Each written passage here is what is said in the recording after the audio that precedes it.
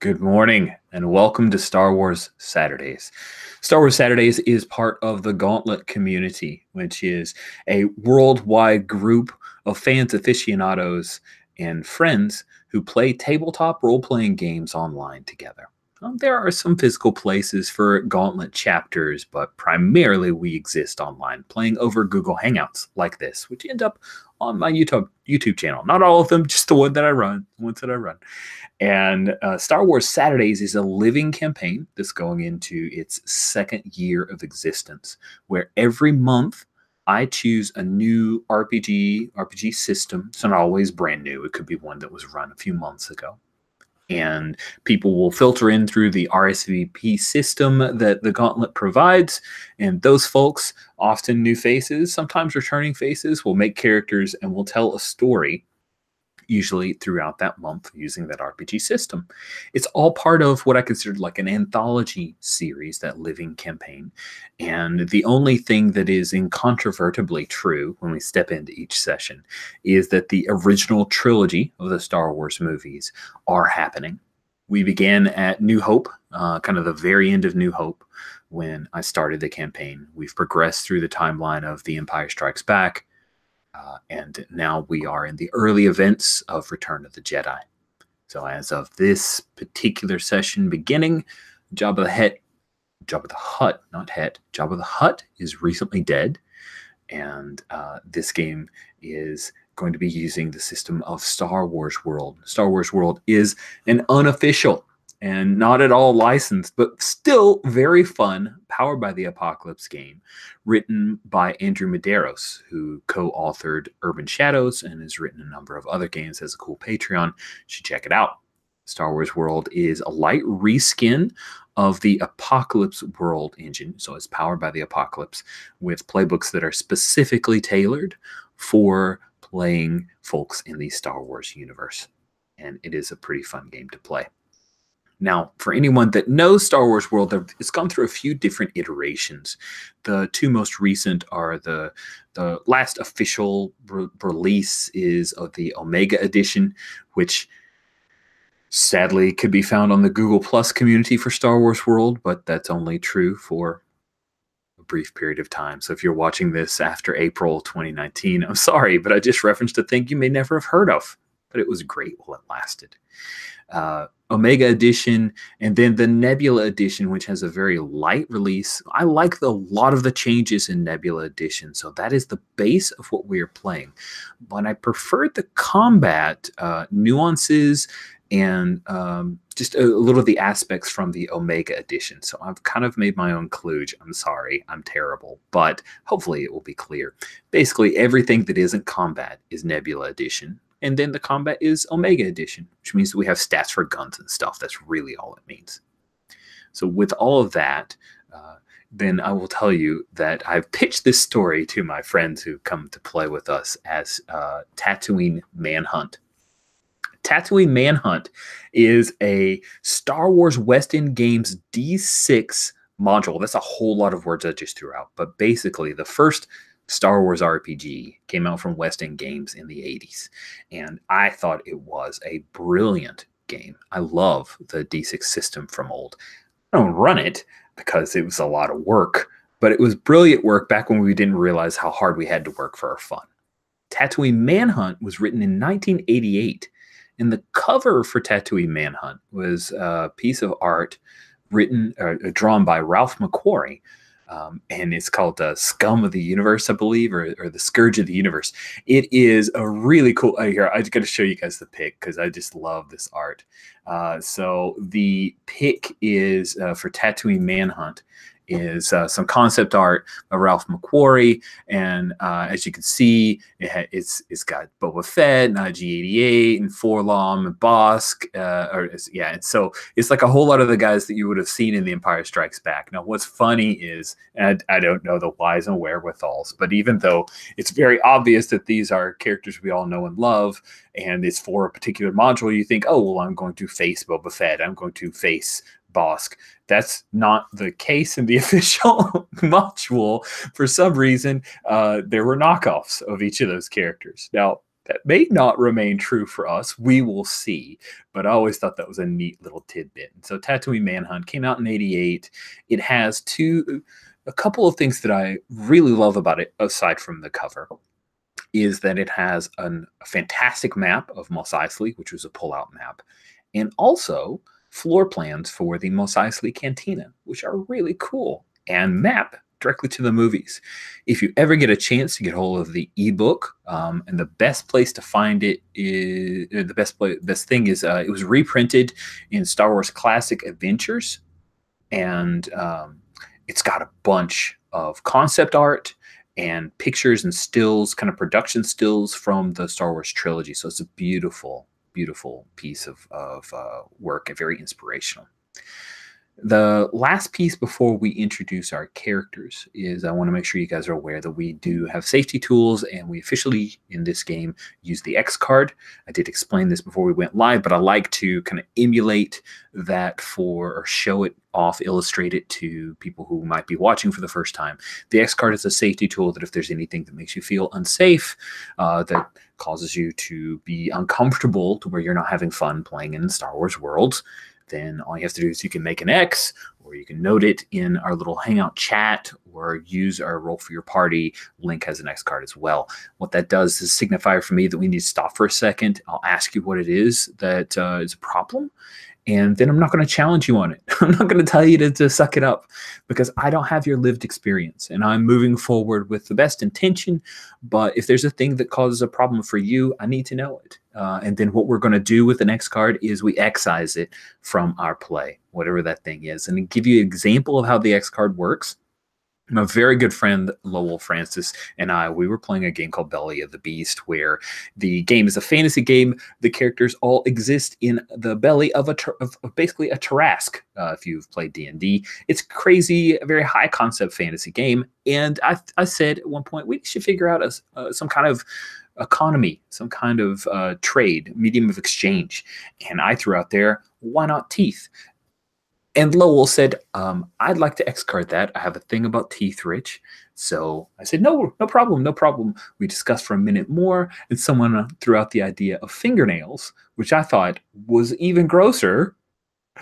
But everybody was fine with it, which allowed me to make a joke about an NPC grandmother who sat at home and grew her fingernails to make money for the family. And I don't know why, but that tickled me. So that's the thing, right? X card takes you from a moment where you're like, ugh, I'm not cool with that, to we got to come up with a new idea, try it another way. We tried another way. We got 5 beautiful brains here. We will come up with something else to work around that. And then we move forward, and it works. Every time it works.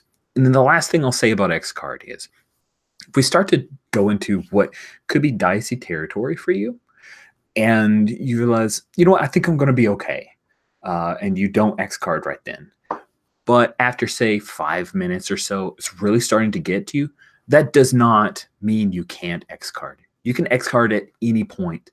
It may take us a moment to kind of extricate ourselves. Look at all the X's. Extricate ourselves from the fiction that we've laid down, but I promise you we can do it. Okay? Just fire early and often, but if it comes to the point where you're like, oh, this has gotten too much, let me know, and we will talk it out. There's no problem. All right, we have 4 characters here today. One of them I think I have seen before, and I'm very excited to see again. The others are all new to me.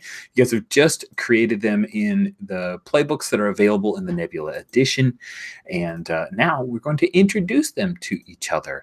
Q. So we have a couple of Stevens you might see if you look. We have 2 Stevens. Stephen Watkins is going to go by Q for this game to avoid confusion, because I will have a mental meltdown if I say Stephen and 2 people say yes all the time. I've played games with Richards. It's a thing. So thank you, Stephen, so much. And the last time I'll call you Stephen Q. Thank you, Q. Crap, I screwed it up. Dang it. Q, please introduce your character. Certainly. So I'm playing a trooper. OB 8B goes by Obi, and uses the pronouns they them. This is a large droid like K2SO from the Rogue One movie. And he is specialized. So one of the moves he took is elite training. So he's elite training in athletics. And what this is where someone got around and started tinkering around, and they modified his programming. So he is now a bounty hunter slash rebel, and they have shoved in part of a commando droid doing ninja kind of things. So you have like a 7-foot guy who does flips and jumps around and moves quickly.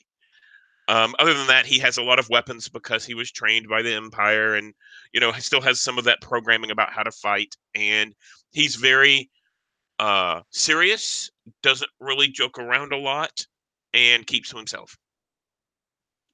Lovely. Thank you so much. And then what we're going to do is go from person to person, doing a brief introduction of what they're about. Then we'll circle back around and work out the connections. I see some people have already put in some ideas for connections. That's our bonds or how our teams relate together. You are a rebel team. You have worked together. If you were separated up to this point, you've come together at the beginning of this story.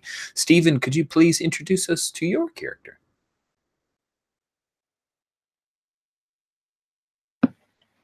Yeah, so I'll be playing Rook. Rook is a female she/her Chiss scoundrel who owns and operates the Corellian excess stocklight freighter known as Stone Queen. She is, I decided on a name.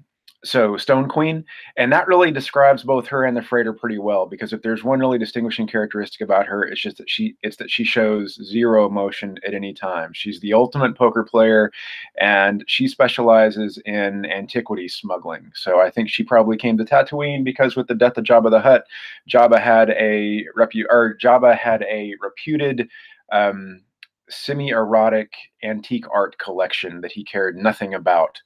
And with his death, those items appear to have dispersed, and she sees opportunity on the desert landscape now to recover some of those artifacts that have gone missing from his collection. That's amazing. Oh my goodness, that's so good. Good. Thank you, Stephen.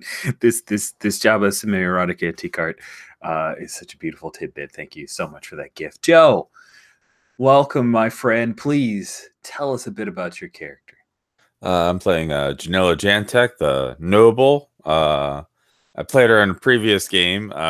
She was a bounty hunter. She's wafted from job to job, mostly like getting by as like entertainment, and like just like mercenary for hire for type stuff. So she's a Zeltron, so like she's very good at inspiring others, so that's helped decide some of my move choices.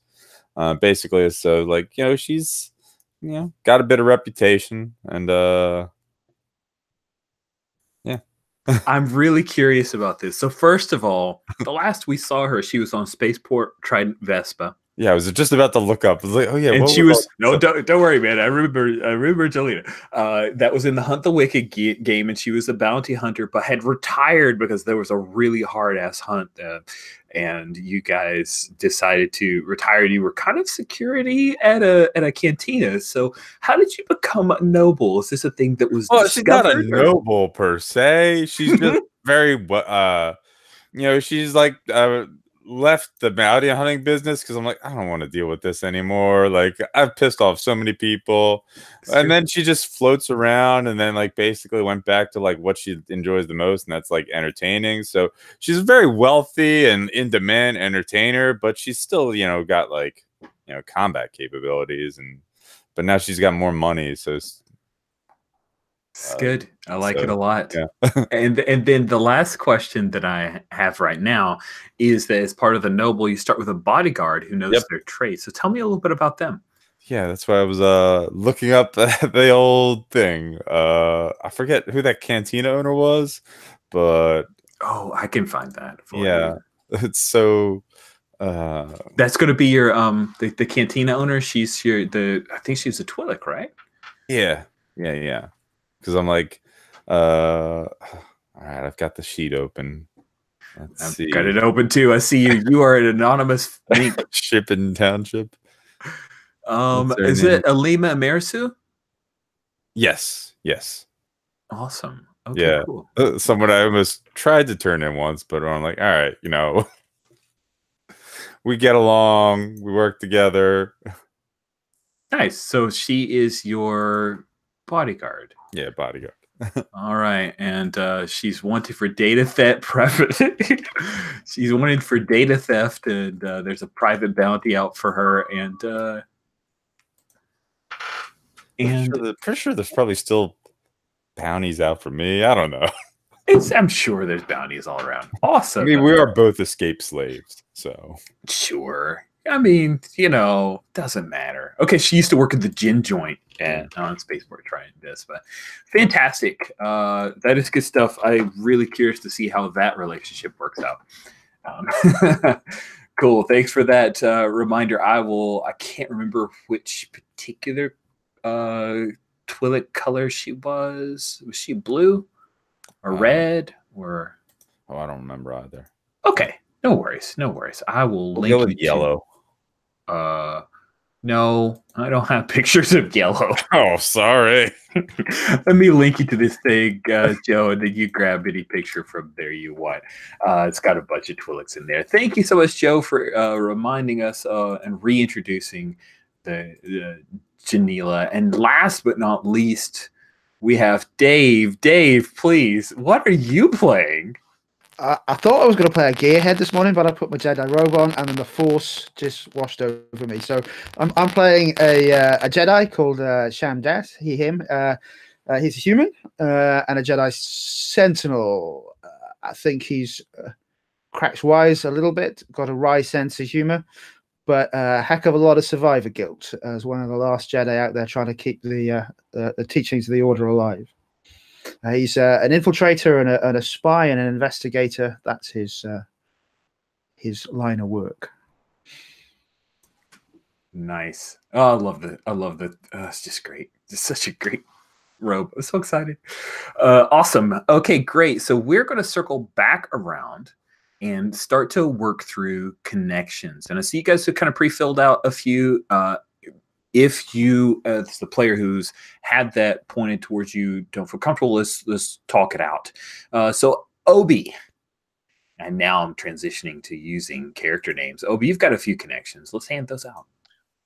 Right. So the first connection is someone and I have fought shoulder to shoulder. They have my respect, and I think that fits pretty well with Rook. Are you okay with that? I think we fought previously. Yeah, absolutely. Yeah. So I think I'm pretty familiar with your ship now and that kind of stuff. The next one is someone helps me keep my demons at bay. And I think this is Shamdas, because they have like this humor about them and this, what do you call it? Almost just like an attitude of whatever happens will happen. And I think that gets to Obi. They kind of get a better idea about where things are. Are you okay with that? I am totally down with that. That's awesome. Okay. And then I also have, I served under someone in the past and disobeyed one of their orders. And I like Janela for that. Are you okay with that? You're talking on mute. I was muted. Okay. Oh, okay. I was doing the thing with the image. Yeah, no, that works too. Perfect. Yep. I doubled down on everyone. So awesome. So for everyone that you have a connection to, you add one bond to them. So under the bond starting at row 45, you just can put a 1 because you got 1 handed out to everybody. So put a 1 there. Bonds are how we aid people in this game. Cool. Thank you so much. So next we will hear from Rook. Okay. Sorry, I thought I had my sound off again. Okay, so I've got is a member of my crew, and I trust them. I think that, especially if they fought together, would go well with Obi, if that's all right. Since Obi knows the ship and all that. Yeah, that's perfect. Because I'm looking at the connections that that Janela has up, I'm going to put, I think it'd be interesting if Janela was a member of my crew and I do not trust her. heartbreak. Yeah, but I also think there's another bond I have at the bottom. If I could double up, Janela is someone I rely on for steady income. Yeah, that checks out. Yeah, yeah. Wait, I work for you, but you work for me. Wait. Yeah, I think that'd make an interesting relationship. For Shamdas, I think this one's perfect. Shamdas goes on and on about hokey religions and ancient weapons as if I'm supposed to care. I mean, that's pretty much what that's built for. That's just Jedi profiling, man. Yeah, it is. It is. I see the robe, and I have my thoughts. That is fantastic. Rich, do you want me to fill out the rest of them? I've got 2 others, but if you think any of them fit, go for it. But if there are things where you feel like you're shoehorning, don't worry about it. I think the one I want screwed blank out of a deal. I guess that means I owe them one. I don't want to just keep tying everything to Janella. Anyone else think that would be interesting? Well, it would, but it might be interesting to kind of make another connection of someone she screwed over. So does anyone else think that would work well with them? If no, I don't have to take it. Well, I'll be screwing totally, over a droid sounds hilarious to me. Well, I was thinking maybe like instead of me being a member of the crew and you don't trust me, you screwed me out of the deal, and you still rely on me for steady income. Okay, let's do that. Tell you what, let's do that. And then as a member of my crew and I do not trust them, maybe that would go well with Shamdas. Because with the ancient religion and everything, that would not make him terribly trustworthy to her. So is it okay if I'm down with that. I think Shamdas may have a different agenda from your own. Yeah.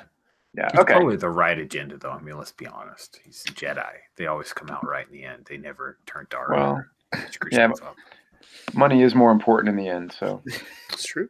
It's true. All right, I think I'm good then. So I screwed Janelle out of a deal. Nice.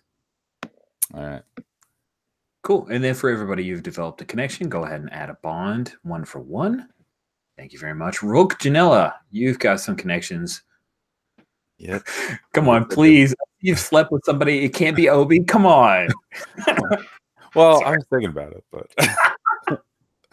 but yeah, I've slept with the Rook a few times. They called her off, but I still miss them. Heartbreak.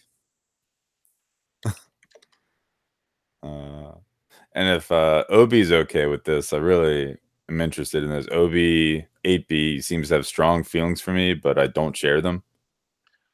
Yeah, that sounds great. Cool. Excellent. I doubled down with Rook. I know that Rook can be bought with the right amount of credits. Yeah, that works well. Yeah. I double down on everyone. So OB has worked with me before, and I trust them well enough. Just, sadly, don't reciprocate feelings yet. And then with Shamdas, I've proven to Shamdas that I can handle myself under pressure, and he's given me plenty of reasons not to trust him. Also, possibly Jedi stuff. I don't know. We have an unreliable Jedi. This is wonderful. I am here. He's probably reliable. We just don't trust him. This is going like true to plan when you have a Jedi in a party. No one loves the Jedi. And granted, Rook and I are kind of shady as it is. So. All right. Thank you. Thank you very much, Neela. And now we have Shamdas. What connections do you have to hand out? Okay, so I think we were just talking a little bit earlier. So I think I'm working on uncovering an ancient mystery and secret with the help of Rook. If Rook is down with that. Yep, sounds good. I think OB is a trusted friend. Hanging out with a droid, they're not connected to the Force in the same way. I can get peace and not have the Force clouding my mind. So I speak to OB quite a lot. That works great. Yeah. Cool. So I think I once cleared someone of a crime they didn't commit. They owe me. Going back on Janella's reason for not trusting me, I'm thinking maybe I got Janella out of some trouble. But I sort of demanded there was a payback. Can we change it that you've cleared me of a crime I did commit? I'll go for well, yeah, we're rebels. Yeah, you're more useful to the rebellion outside prison than in. Yeah. I Thank you. busted you out.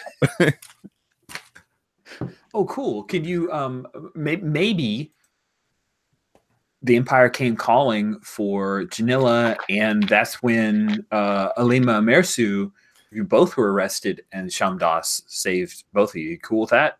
Yeah. Cool. All right. It's Awesome. like, no, they didn't do this. Here's proof. Sweet. Cool. Now, little does Rook realize the reason I keep going on about all the Jedi stuff is because Rook is strong in the Force, and I sense a great struggle in their future if they learn of it. Oh my! How does that work, Rook?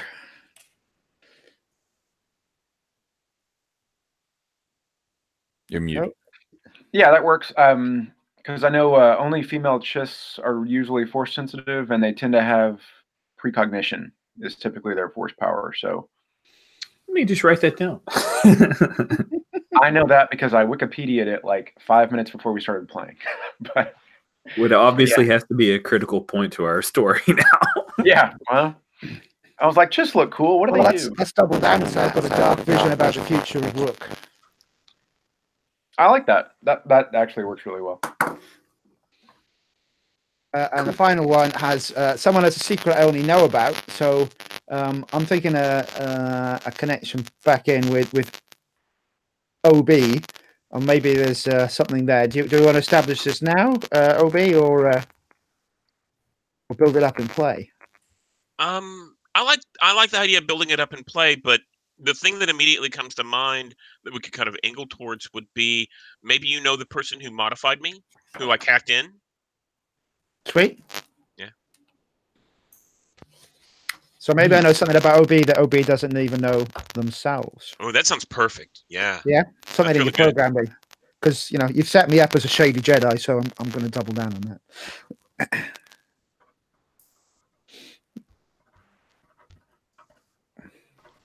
Cool. Just so we're clear, so Chumdos knows the secret about OB, about who reprogrammed OB, right?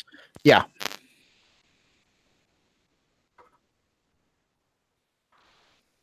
Neat. I like it a lot. All right, my friends. Good stuff. We're an hour in. Do you guys want to go through a quick introductory scene and then take our mid-game break, or do you want to take it now? Just checking in. Does anybody need a bio break right now? No, let's do a scene. Sweet. So the way we get XP is through failed rolls and then doing one of 4 things that pertain to your character. So we don't have any start of session stuff that I'm aware of, unless folks have moves. Anybody have a move that they need to do at the beginning of session? At the beginning of session thing, I don't think anybody has any right off the top, right? There is the moonlighting, which is a stretch of downtime during play or between sessions. But if you're cool with it, we'll jump in. All right. So I'm going to start off with a few questions. First of all, you guys are going to be beginning the game with the 4 of you all upon the wondrous Stone Queen, the Corellian XS light frigate, as you are racing towards the Quinn space station. So this Quinn space station is in orbit above Quinn. It's kind of the last fuel and supply point before you hit the Outer Rim territories. The Outer Rim is where the Empire has a lot less sway, especially now that the rebellion is in full swing. So this is kind of the last pit stop type deal. And as you guys are pulling in, if you take a look on the NPCs and Places tab, starting at column F, there's a picture of what the space station looks like. So it's a really obtuse looking, very 70s sci-fi. The lower structure is where larger ships can come in and dock. And as you guys are pulling in, you see that there is a Star Destroyer in dock here at the Quinn Station. It is known as the Relentless. Foreboding, I know. The Star Destroyer, the Relentless, is here It's undergoing some retrofitting and repairs as you guys are headed towards the Quinn station. And the first questions that I have, first of all, Rook, what's wrong with the Stone Queen right now, and why haven't you had that fixed? So the Stone Queen suffers from the Stone Queen's like thousands of years old, and the whole place always smells like dust on the inside. If you can imagine like Egyptian sands blowing around, that's what the corridors of the Stone Queen smell like, and it's because it's dusty. But also, like all the hydraulic lines, all the rubber lines in there are constantly rotting. They seem to rot faster than they actually should.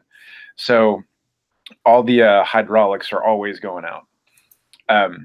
And she hasn't had time to fix them because she's really not, for one thing, a good engineer, but she also doesn't have the money, of course. Right. Seeing the rebellion doesn't pay. Is that what you're saying? Okay. Yeah, right. Yeah, they've yet to pay up. Nice. Now, the four of you are responding to a call from an agent who has been in deep cover on the Relentless for a while, appearing as an Imperial officer. You know her only as Agent Dana. Which of the four of you did she reach out to? That was me. Okay. Yeah. Cool. So then the question I have for you, Obi, is so she's been in deep cover. She knows many secrets. What secret does she know about a member of your crew? Why wouldn't you want that to get out? So I think she knows that. Of course, she knows that Shamdas is an ex-Jedi, right? But she also knows that Shamdas in the past has been associated with people who were Force sensitive, and this would be especially sensitive information. Well, I say ex-Jedi because the Jedi Order is no more. But this is especially interesting and a big risk because if anyone else knew about that, if the Empire knew about that, they would think that maybe he was setting up a school and reestablishing the Order.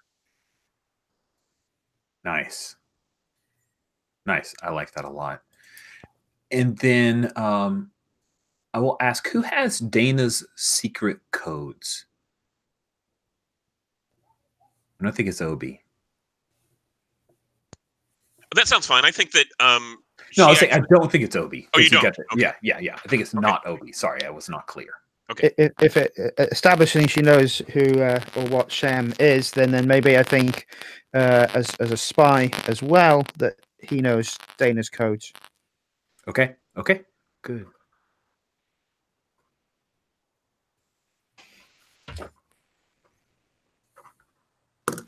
Sweet. And then good.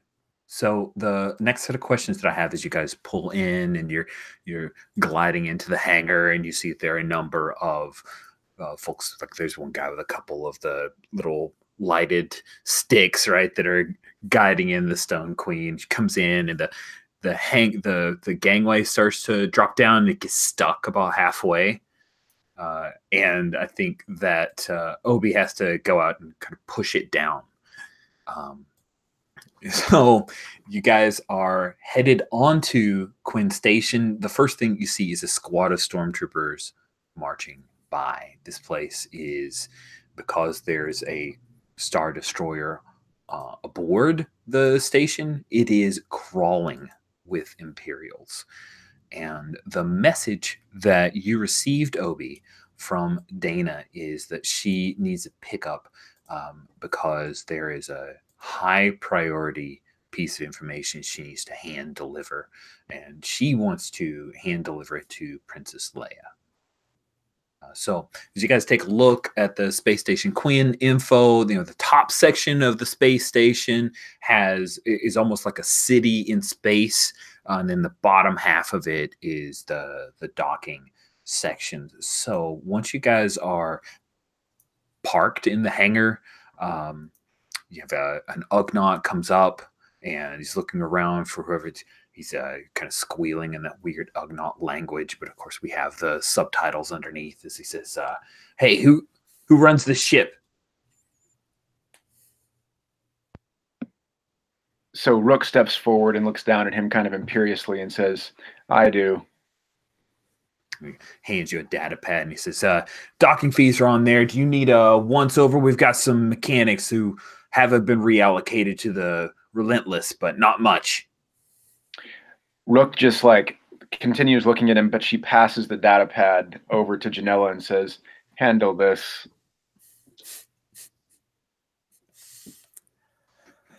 Aye, aye, Captain.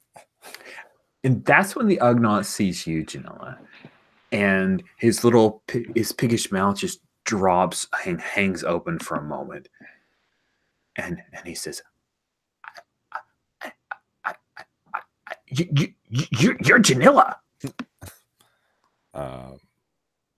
Well, yeah. Are you a fan? He squeals out, "It's Janilla!" And there's a couple of mechanics that kind of look up and they squint, like they don't seem to get why this Ugnaught is super excited. And he comes over and looks up at you because he's like 4 feet tall.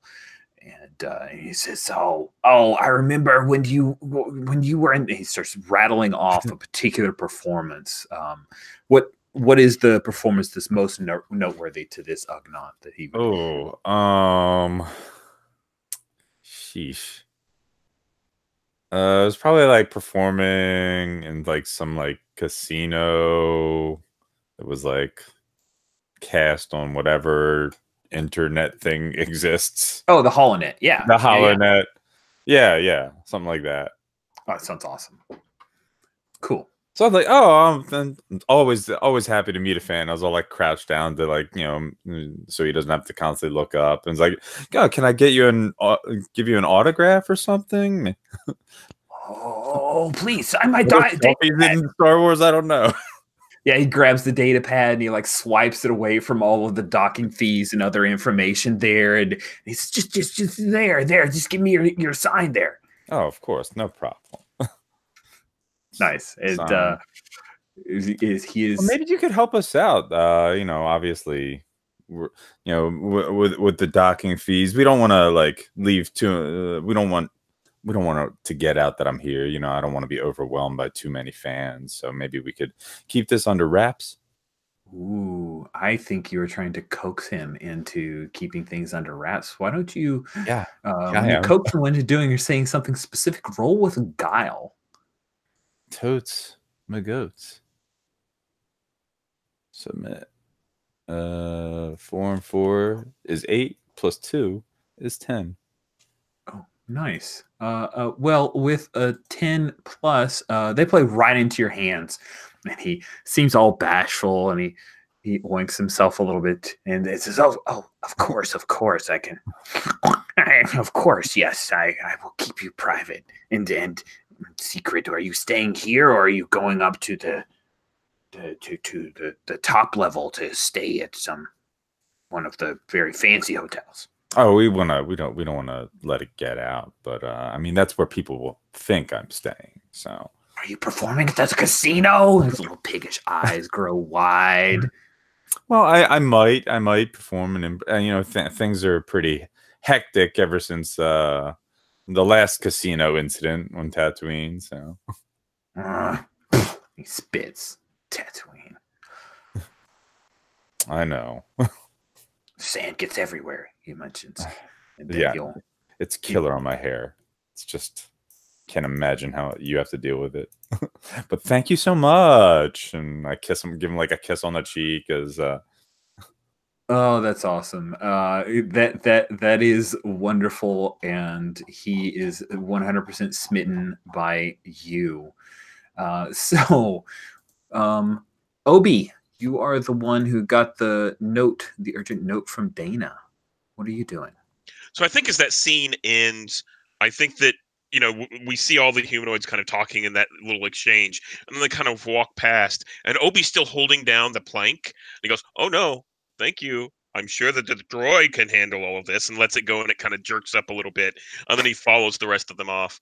So I think that my job was basically I was the contact, and I think that Shamdas is the one who has the codes that might lead us towards where Agent Dana is. So I think once we get to a more or less obvious area where there aren't as many troopers, I think we should go to someplace that is a little bit seedy, so in the lower level of the city, Mhm. but someplace where we could get access to a computer and be able to plug in to see if we can't find anything related to the codes. Awesome. Then I think what I'd like to do is have Obi snoop around. So Yeah. we'll we do a little bit of a scene wipe. The four of you guys are, where did you say you wanted to end up as? Some kind of like a computer deck place, or some kind of I was actually thinking like a CD bar or something Oh, like okay. that, where we Yeah, wouldn't really stand out, but that would have like a computer off to the side where you could do some business or something. Sweet. So you're in this seedy bar. You see there are a number of troopers who are here out of uniform and drinking, but you can just see the haircuts. You see the military style about them. So I'm curious, as you're starting to hack in, let's say, do you have like one of those little ports like R2D2 type deal, or do you actually manually type? Okay, yeah. Mhm. You like jack into it. I'm curious though, Shamdas, we haven't seen, what are you doing in this seedy bar here, Shamdas? So, Shamdas is, I think, if we know that OB is going to be cracking into the machine, this is something we've done many times before. So I'm just going to be keeping an eye on making sure that no one is giving us any undue attention whilst OB is getting on with his business. I'll order us all a round of drinks and some form of tasty bar snack, and get everyone to sit down and act inconspicuous, not to give us any trouble. I think. Ooh. Yeah, go ahead. Oh, Dave, you got muted. Yeah. Cool. I think the inconspicuous will be shot with sort of laser sharp eyes at our celebrity. So, Janella, you do know inconspicuous, right, Janella?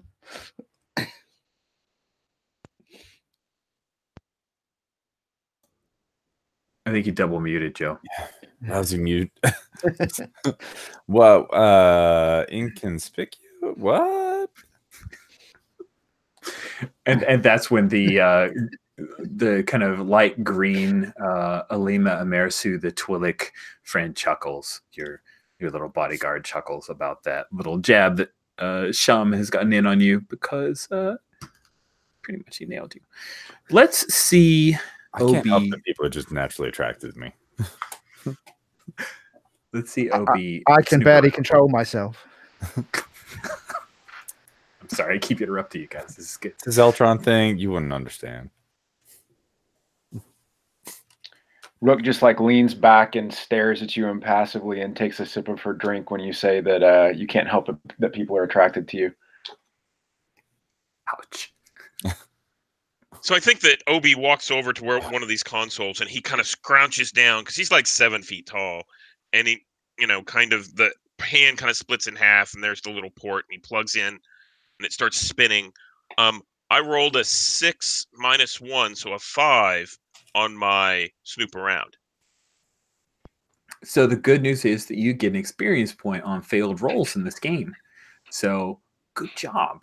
The bad news is that when you reach out to Dana, she has already put out a communication from several minutes ago, and it basically says, Obi, where are you? I know that you've landed.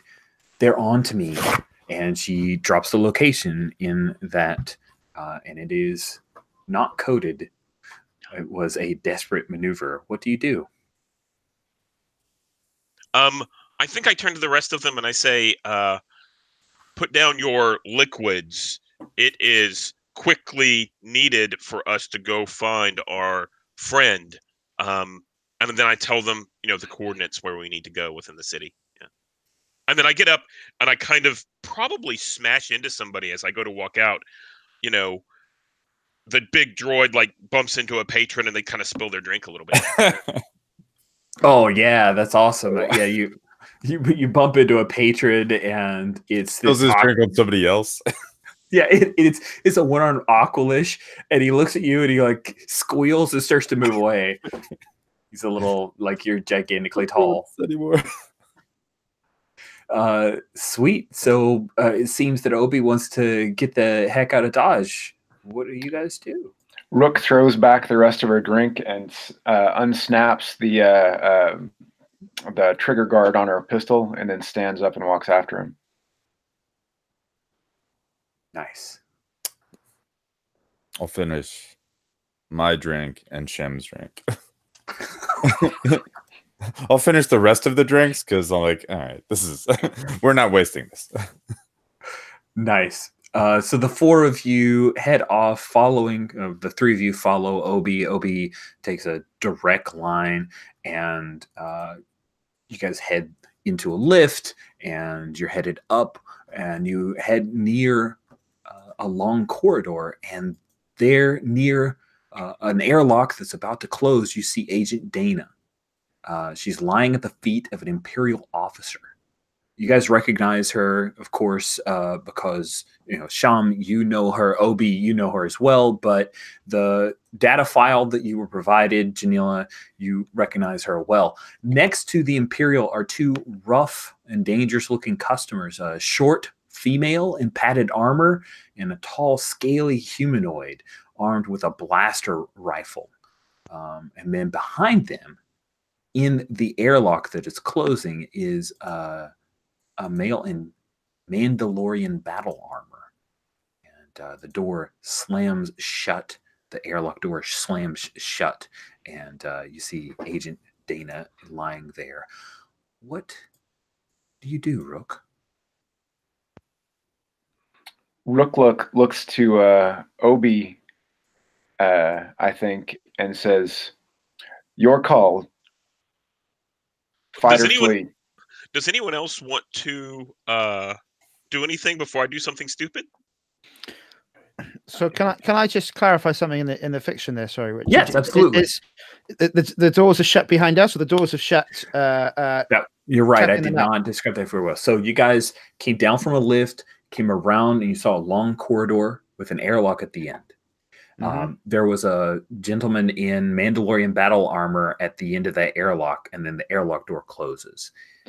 Between that airlock, down the corridor, there are two women in padded armor and a humanoid, basically a Herglick, which is just really big, like about as tall as Obi. Those two individuals are standing over by the Imperial officer and then Agent Dana, and you guys are at the other end. Is that clear? The help? Oof, I've had bad experience with Herglics. Yeah, I know. Janila, that might be on purpose. Herglics are anthropomorphic orcas. They are big mofos. This one's only 7.5 feet tall, which means it's a baby. This is a teenager. And so, yeah, they are standing. They seem to be the thugs for this Imperial officer, and you see Agent Dana lying at his feet. So Obi Q had said, "You guys want to do anything before I do something stupid?" So I'll ask. Rook, you seemed like you were looking to Obi. Shamdas, you see this? What do you do? Well, we need to get this lady out of here. So I step forward, unbuckling my cloak and taking my lightsaber in my hand, not igniting it, but moving it forward and say, "You're making a mistake. I think you should come with us." I'm going to see if their minds are as foolish and subtle as I think they might be. Ooh, okay. So there are 3 individuals that you're facing: an Imperial officer, and then 2 mercenaries, for lack of a better term. Are you trying to unleash some mind trick here? I think so. I think I'm going to go for the Imperial officer and try that for the mind trick to see if they can be deceived into not taking her Dana away. All right. So the first thing you need to do is you'll probably we'll just say that you start with 1 force point, but let's yeah, that sounds good. So let's have you attempt that mind trick. You spend a force point to trick or deceive a weak-minded person for a few moments. Awesome. So you say this to the Imperial officer, and he blinks for a moment. There are 2 mercs, woman in padded armor and Herglick. The Mandalorian battle armor individual was just there for a brief moment. Airlock door closed, and he is not part of this. Like, he was leaving. Okay. All right, we're on.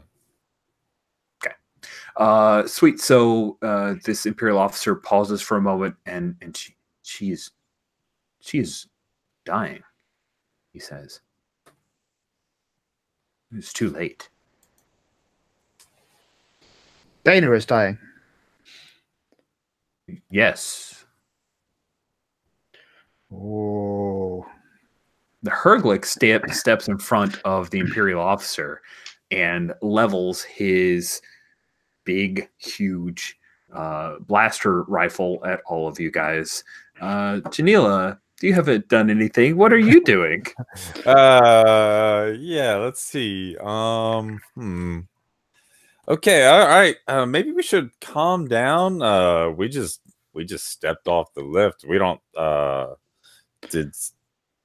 maybe should we call we don't you can just put that down. We don't need to start shooting at each other. I mean, you'd end up taking a lot more hits than your friends there, obviously. And I don't want to damage that beautiful skin of yours. Okay, it sounds like you're trying to talk your way out of this sticky situation. Calm things down, I guess. All right, let's say that you are trying to coax them. I mean, it seems like the best here too. All right, let's go. Reroll. 7 + 2 is a 9. Okay. Does anyone want to help you out? 7 to 9, they'll act all right, but I decide how. So this may not go as well as you hope. Take +1 forward with them. Cool. So does anybody want to spend a bond? If not, we'll roll forward with that mixed success, which is totally cool with me. So the way that it would work is if anybody wanted to help Janila talk them out of. Oh yeah, it's like on top of that. I mean, I've had to take down. Gotta look up his name. I had to take down that famous bounty, so I don't want to have to take you down. That was a bit messy, so I'm talking about my reputation. Nice. Get that XP. There you go. Good. All right. So we'll double up. Like if I threaten someone while talking about my reputation. Well, you're not threatening him for sure, okay. but yeah, that's fair. You know, if you were threatening him, then this would be a different conversation. Oh yeah, I would not be coaxing someone. Cool. So I was actually trying to find that particular bounty because I can't remember the name of the Herglick off the top of my head. Sweet. So you are trying to chat with him. He pauses for a moment, and the bounty hunter with a female, I don't know why I keep saying the mercenary female, she will reach down and she puts a blaster to the head of Dana and says, No. You guys need to back off. But the Herglick seems like he's listening to you. He's backed off, but his human female merc friend seems to be threatening the very dying, supposedly, Dana. Rook, what are you doing? So Rook is going to stare real hard into the eyes of that female merc and try to figure out if she's actually going to pull that trigger. Ooh. All right. It sounds like you're trying to trust your feelings, right? When you trust your feelings about the situation you're in, roll with instinct. Yeah. Thank you for that. Damn it.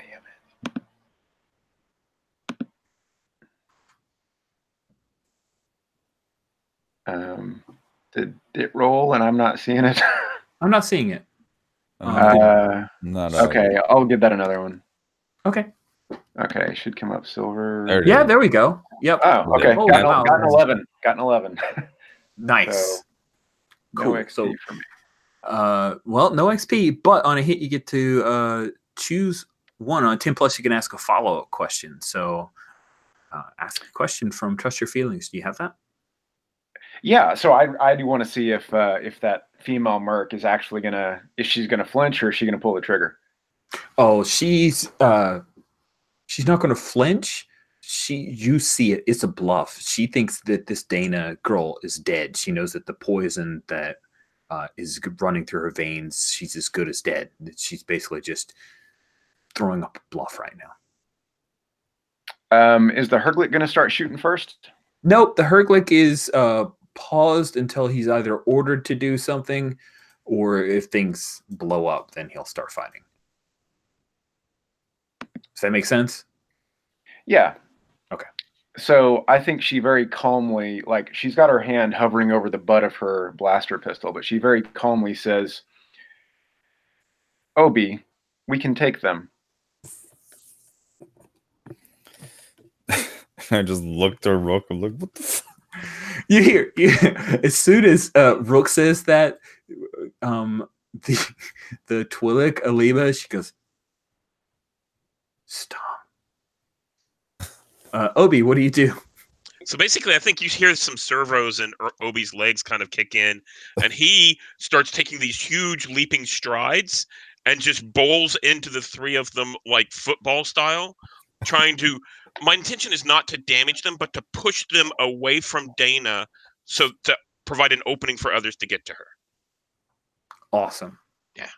You're definitely going in blazing here, it seems like. Okay. And again, that is from the Omega rules. Okay, and does that roll with something? What's the stat? Let me grab that. Going in blazing. Did I not copy that over? Wow, I'm such a doof. Let me grab that. It would. So the defaults to say it rolls with rugged, but that stat has a different name here. The name for this would be prowess.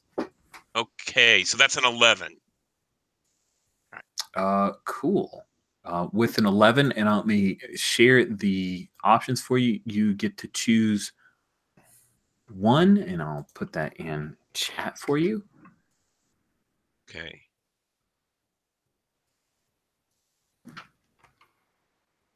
So I think that I'm going to take something from the opposition, and I want that to be Dana. Nice. Yeah. So you rush past these guys. They were not quite ready for this level of action. And grab Dana away from the female merc. My intention is actually to push them like a rush past her so that Dana's off by herself. Oh, okay. Yeah. So basically I've bowled into them and we're in a mess, but Dana is where she was, kind of lying there. Yeah. Cool. Cool. All right, so you head in there. You guys are going to inflict harm and suffer harm in return. You're using your body. Do you think you used any of your weapons here? I might have used my vibro sword that's like a part of my arm, so I'm using it to kind of slash aside, yeah. Sweet. That is 3 harm, which is significant. Who did you harm? The biggest guy, right? The Herglick. The Herglick? Yeah. Sweet. I imagine then that when you shove Dana aside, you slice along his leg and hit a femoral artery, and he drops to the ground. And that is not good because you actually carve a good bit of meat from him. The merc, she had that blaster pistol out and aimed at Dana. When you move Dana away, she's going to fire on you. So you will take 2 harm. Do you have any armor? Not that I know of, unless it was added somewhere. And well, if it's a thing that the trooper has, I didn't see it under gear. let's take a look. Trooper. 2 grid and weapons. I don't see any. Yeah. So let me look in the Omega edition because we should default. And I'm sorry for this conversion. I do apologize, guys. No, it's fine. The gear for that is that you would have 2 armor, clumsy, detail it. But if you want to modify that to be 1 armor, that's fine with me. Then it would not have the clumsy tag. Okay, that sounds good. So 1 armor. Okay, cool. So you'll have 1 harm come through, and that harm will affect your wounds. So you'll go from to hurt. Okay. Which doesn't statistically affect you, but it means that you got hurt. You And got I think shot. you see some sparks kind of fly off where the shot happened, and it continues to fizzle. Nice. Perfect. So you get shot, and the Imperial officer is now pulling out his comm unit, and he is about to call for help. Because that was enough to break the weak mind control. He is not attacking you guys, but there's this crazy, what he thought was Imperial droid that has now possibly killed his Herglick merc, and is getting shot. Things are crazy. So that is what the Imperial officer is starting to do. Sham or Janila? Yeah, no. I was a sharpshooter once, so I try to shoot the comms out of his hand, basically. Ooh, okay. All right, shit. The shit has hit the fan. Basically telling, was it Amila? It is Alima. Let's put her Alima, like covering fire and whatnot. Let's try to like stop the communications.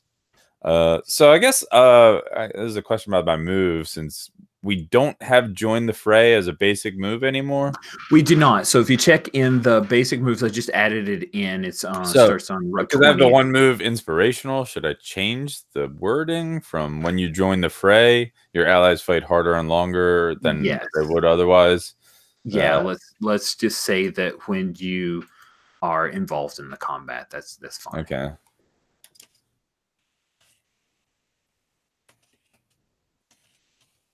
All right. So, cool. Yeah. So yeah, I want to basically try to like shoot that data pad or the comms or whatever out of his hand. Well, that is fantastic. Something I used to be good at that I'm no longer good at. Why don't you remember your training? A snap. All right. Prowess. All right. Okay. It's like, all right. It's like, oh yeah, and because like I'm ordering Lima to, and the others like, all right, we gotta like take them down and get, prevent them from calling backup. So I'm taking charge and issuing orders. So yes, you are. Yeah, I get the next racking it up. It's great. Reroll selected. There we Obi, go. you just got into a fight. I don't know if you already marked XP for that. So I got a 7, 8 with the +1 forward, but I think that's only against the Herglick though, so then it's still just a 7. I gotta look up the Omega rules, right? Yes. For going blazing, is that what this is? Or you just remembered training. So with 7 to 9, on a 7 to 9, the MC will say what it costs you or how it's imperfect or compromised. Okay. So I'm going to say that you do shoot his comm unit, but also hit him in the hand.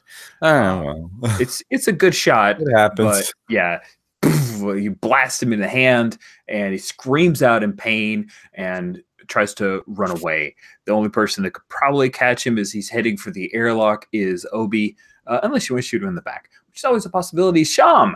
We haven't seen what you're doing. You displayed you might have a lightsaber, but it's not ignited. Not ignited yet. So I think I'm going to cross over to Dana, kneel down, and check how she is doing. Everyone else is doing the killing, so I'm worried about her. Is she breathing? Is she alive? She is not breathing at this time.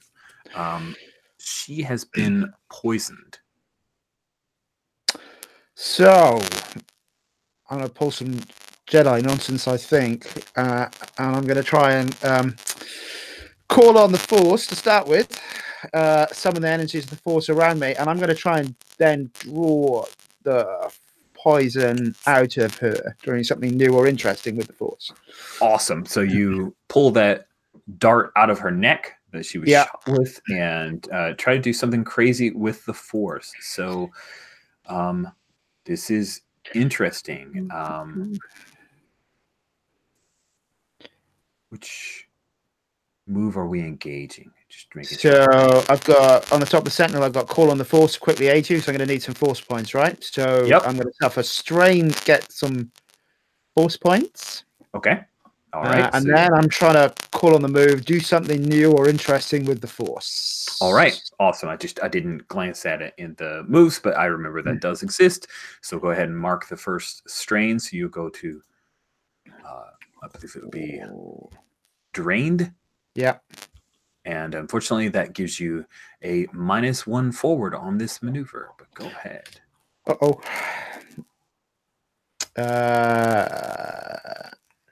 Roll with instinct. Roll with instinct. And my instinct is 1. Let's find the dice. Just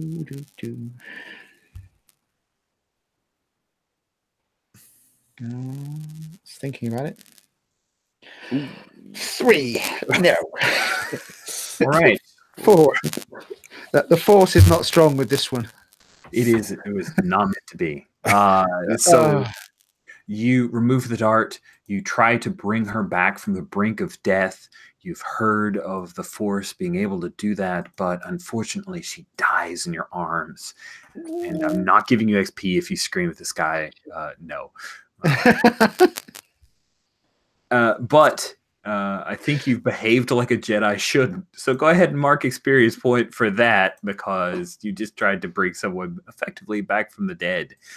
That is a pretty tragic scene. Rook, you see that that Imperial officer is trying to run away. He's definitely going to try to raise some alarm. The Herglick is bleeding and is out of this fight because he just took 3 harm in an area where he does not have armor. And there's a female merc who is tussling with Obi. What are you doing, Rook? So Rook sees, I think, Dana die as Sham is unsuccessful. So as she's like fast drawing her pistol from like high up on her waist where her holster is, she says, "It seems as if your hokey religion has failed. Shocking." And then she's going to shoot the imp officer in the back.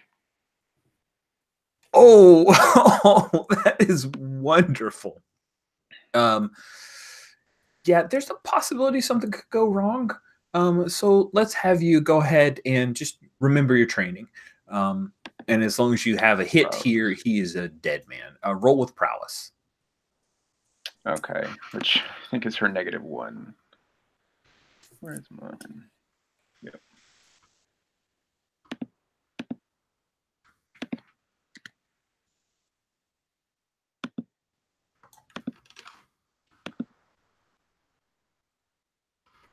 Okay, so she got an 8 total. Oh, wow. Okay, so on a 7 to 9, I'll tell you how it's imperfect or compromised. You shoot him in the back, and he falls to the ground, but that female merc was trying to protect him, and so she fires off a shot at you. Cool. So you're going to take 1 wound. And I didn't do this before. We'll start after the break. There's suffer wounds, which is like the harm move in Apocalypse World. I should have had Obi roll that, but we'll just finish this fight as it is. So go ahead and take 1 wound there, unless your scoundrel has some armor. I think it would just go in. No, I don't think so. All right, cool. And oh yeah, okay. And as she fires the blast off of the back of the imp, she says to Janella, "No need for such precision." So actually, you got a 9 total because you have a +1 for ongoing from me. Oh, nice. So somebody spent a bond. Yeah, you can yeah, that's what I was thinking about doing. I'm like, really, really. So in that case, I'll spend a bond. Obi, basically, this is kind of a flashback of target practice with Obi. Oh, yeah. Nice. Cool. So go ahead and spend that 1 that you have with Rook, and then that pushed to a 10. You did not get harmed. You just barely, narrowly miss getting shot. So and can we say that was like a time when they were in the Stone Crow together, or the Stone Queen together, shooting at like the little hovering ball thing, like in the. Yeah, so they're taking like pot shots at that in the flashback. That's cool. Nice. Welcome. Welcome. This little thing. So steampunky. Sith burn. Nice, Dave. Sweet. So Obi, circle around this woman. The female merc is now. She realizes she's too tight in close with you, so she's drawn out a vibro knife. It's going to try to move within your reach, and she says, "I'm going to carve you up, droid." I think he's just going to turn around and just take his long limbs and try and smash into her. And at least as long as her attention is on me, it's not going to be on anyone else, including Dana. The dead Dana, but yeah. Okay. And what would that be? I think that what you are doing then is you're going in blazing. I think just go ahead and have you roll with prowess here. Okay. That is a 10. Nice. Cool. So with a 10, you can choose one. Inflict terrible harm, don't suffer harm in return, expose or create a weakness, or take something from your opposition. So I think in this case, I'm going to not suffer harm in return. Okay. Yeah. Cool. So you do 3 harm with your vibro blade. Yeah. And you don't take harm in return. So she grabs that vibro knife. You're able to manhandle and hold her wrist and then deliver your own blow. So where is it that you cut her so badly that it pretty much stuns her and she may be out of the fight? So I think that I swing around and she's leveling that vibro knife. She's kind of poking, and I catch her because my reach is further than she expected. I catch her across that arm where she has the vibro knife, and it actually slices into that arm. So she's kind of holding it. We can't really see how bad it is. Nice. Cool. She drops the knife. She says, I give.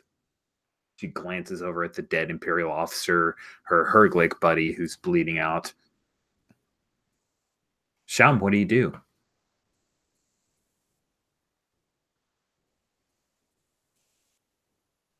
That's everyone who's a potential threat now. Correct. Out, right? Yeah. The Herglick is basically passed out from pain. The female merc has surrendered. The Imperial's been shot in the back and it's dead. So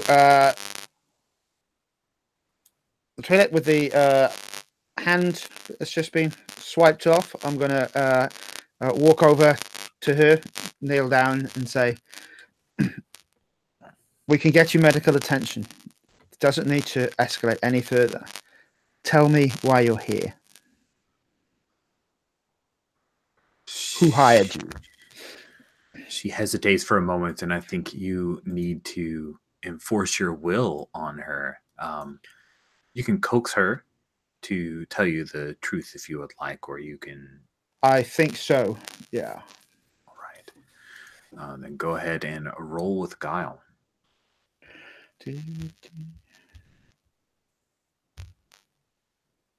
What?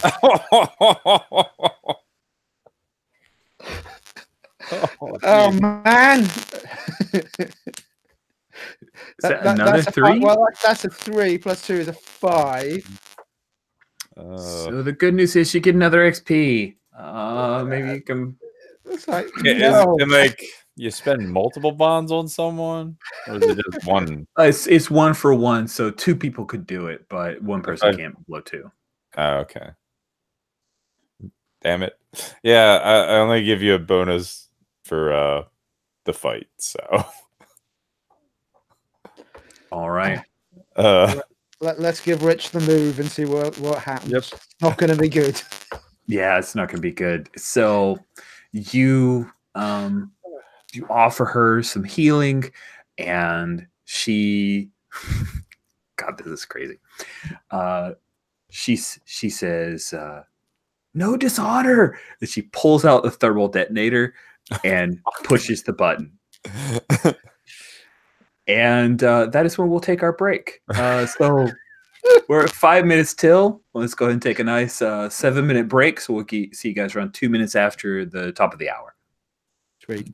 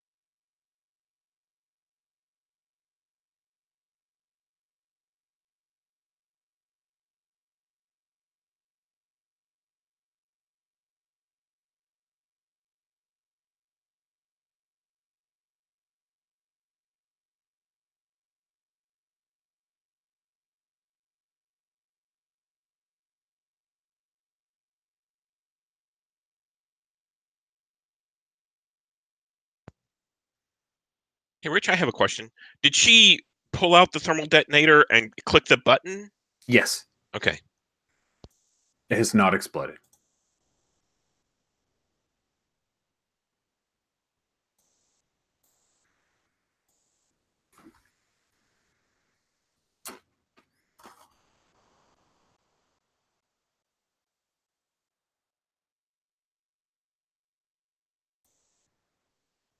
I think you should do like a screen capture, Dave, of you in the set, and that should be your new avatar for all things.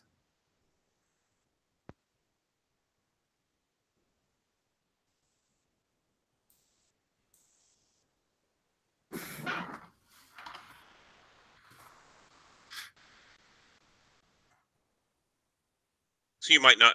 I don't know if you remember this, Rich, but at some point, you back during a Dungeon Rogue game, you cosplayed Lick Lick, your kobold thief, and you had Oh, I like a remember. little picture. You had a little mask, and I screen captured a picture of that, and it pops up from time to time.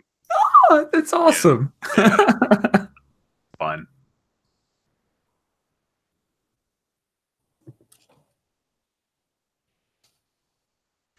Sweet. All right. So we're back. Someone just the last second that we saw before we went to our commercial break was that female merc. She pulls out a thermal detonator with her good hand and clicks the button to arm it, basically. Either she is going to commit suicide here and take all of you down with her, or she is just trying to get you guys to not kill her. Although the Jedi tried to offer her. Oh, Dave, you're coming in really super staticky for a sec. Like, it, kind of robot-y. Is that any better? Or am I still?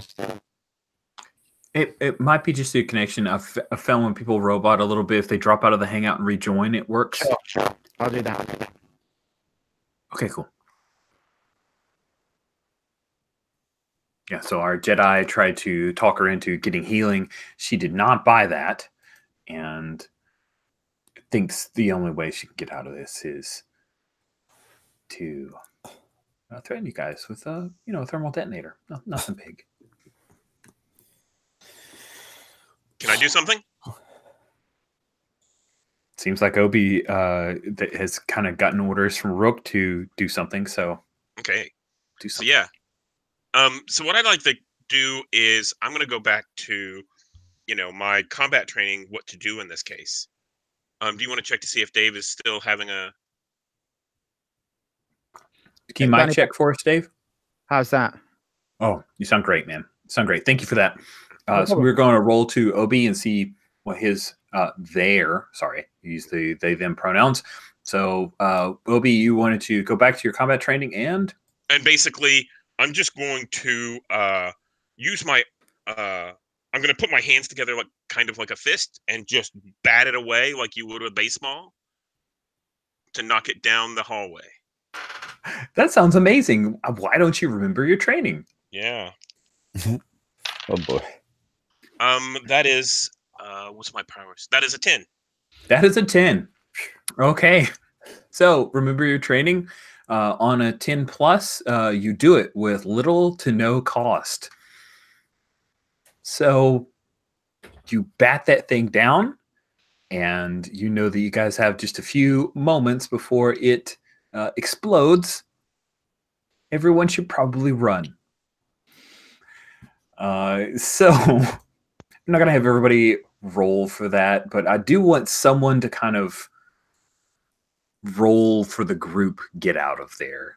Because I like that move anyway. So you take advantage of an opening and get out of there, roll with prowess. So who do you think is leading the group the heck out of here?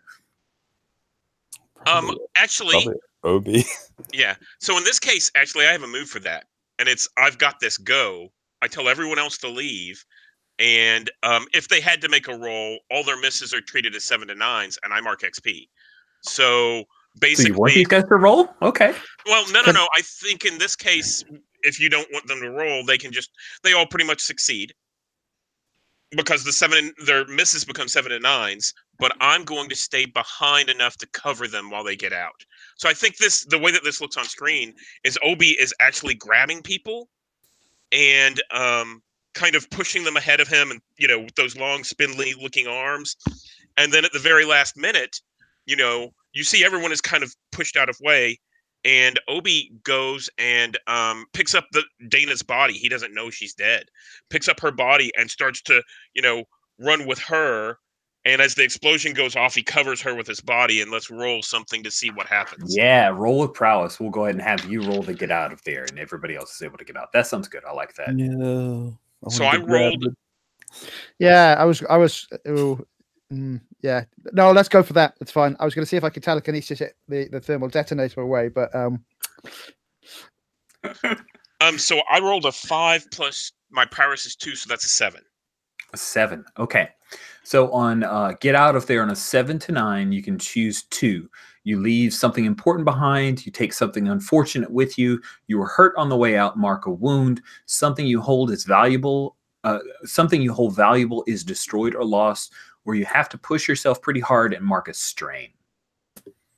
So I think that first let's mark strain. Okay. And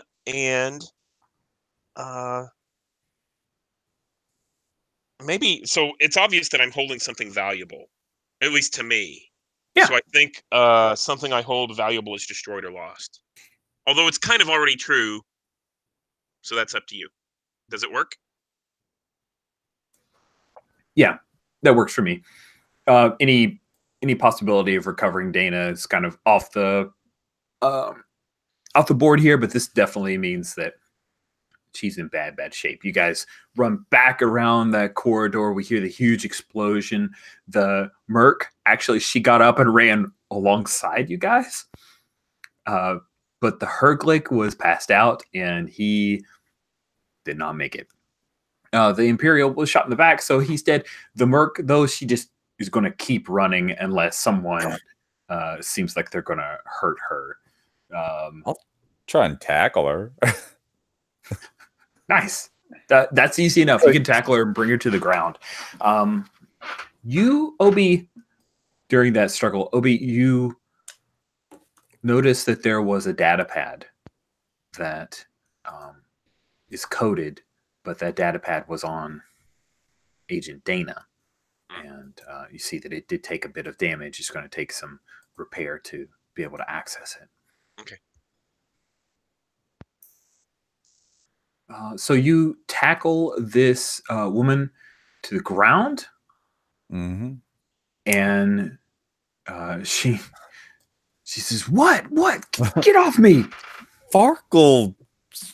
She's just like going off an expletive. A thermal really? I'm going to ignite my lightsaber and gently point it towards her face and said, "I asked nicely. Why are you here?" Her mouth just hangs open, and she says, "Vor hired us. The imp that you just killed." Well, it'll be proven that your thermal detonator will kill them. So, I mean, if you don't want to help us, we could turn you in and say, yeah, we found you in possession of a thermal detonator. And it just blew up a pretty decent section. And I'm pretty sure the authorities on Mos Eisley won't be too, pleased about that.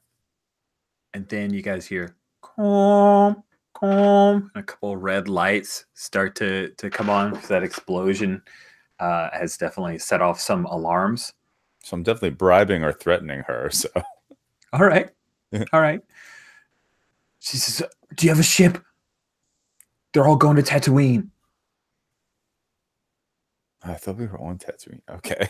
No, you're not on Tatooine. You're at Quinn Station, which is the last pit stop before you head to the Outer Rim territories. Okay. So, well, all right. Well, you better.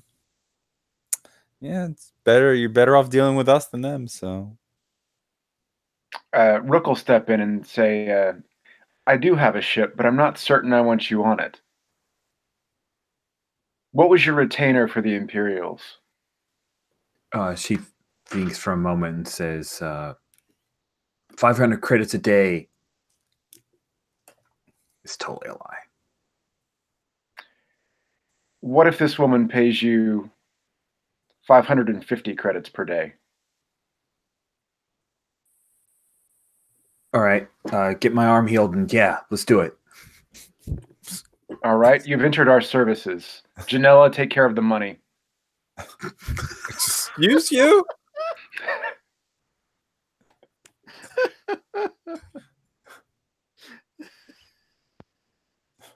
You weren't so cute, I'd hate you.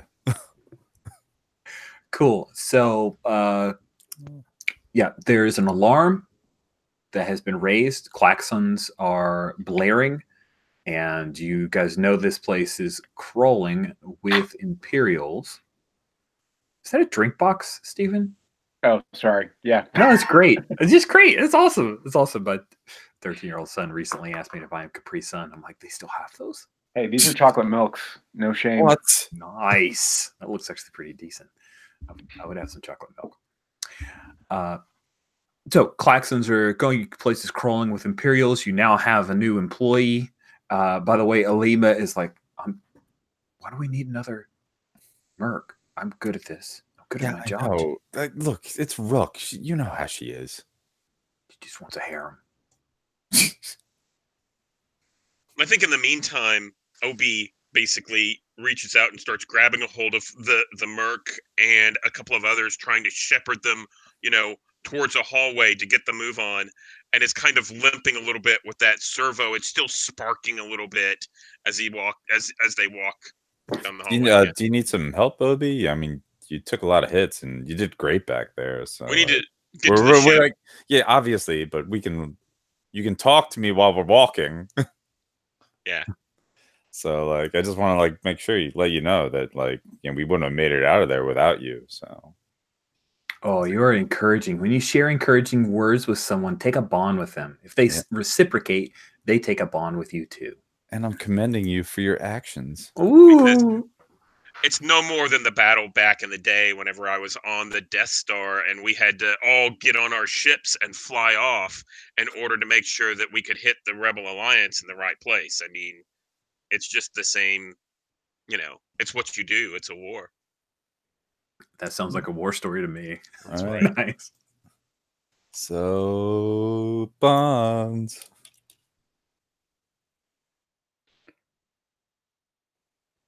Nice. Okay, cool. So you guys need to head to the Stone Queen.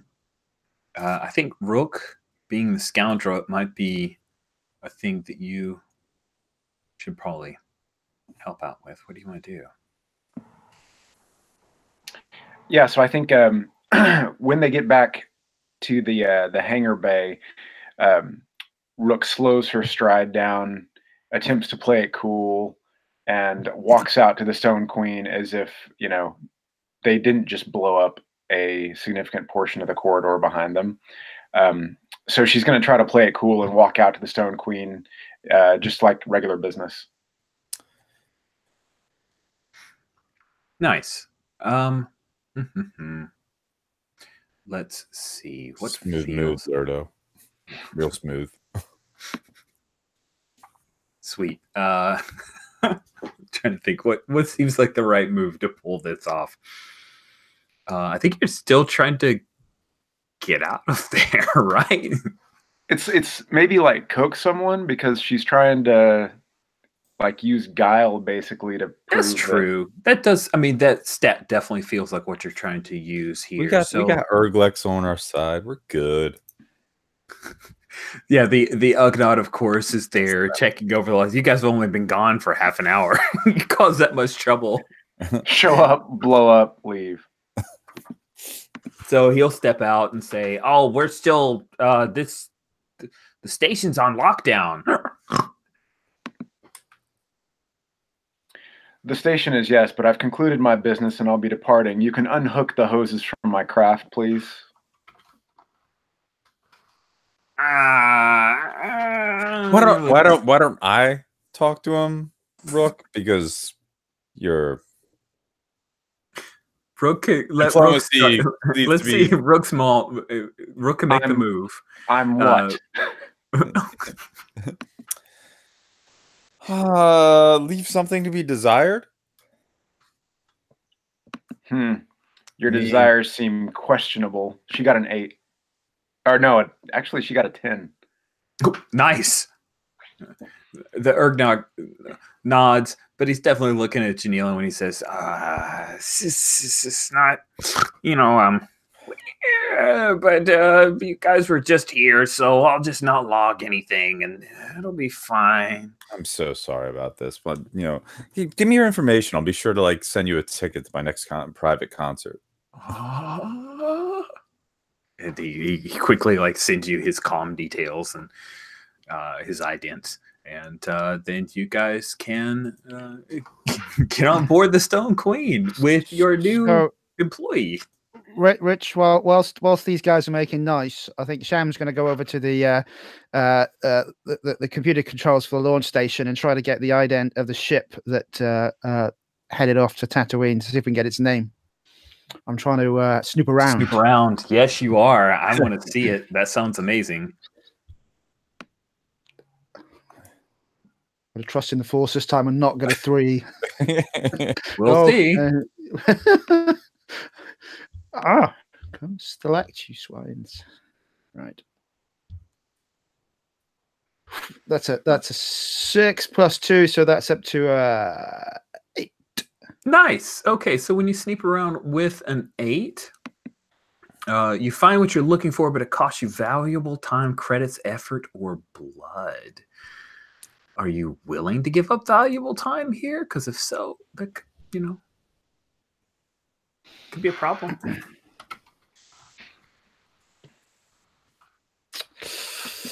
It's going to cost me something.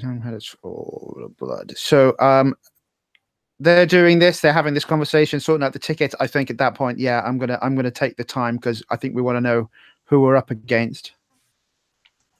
So Shem is going to investigate. Sweet. So everybody gets on board. You're still there, kind of dialing in the information. Who is it that has to go back out and fetch your rebel friend, Shamdas?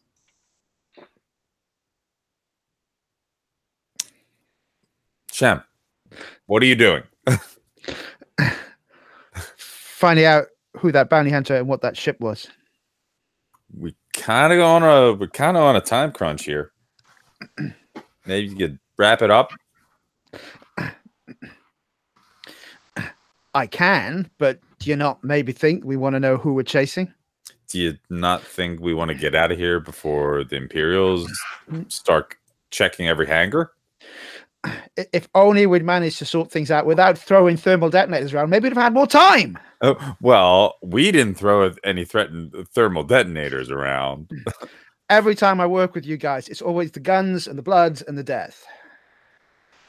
I mean, not every time, just most of the time, but we're kind of in a war, so you see kind of expected. 3 stormtroopers step into the hangar. All right, let's go. And the information that you get is that the individual that was most recently left just before everything was locked down is a Mandalorian bounty hunter by the name of Jodo Cast. I'll write that thing. And Jodo is upon the Bellerophon. It's probably a clone.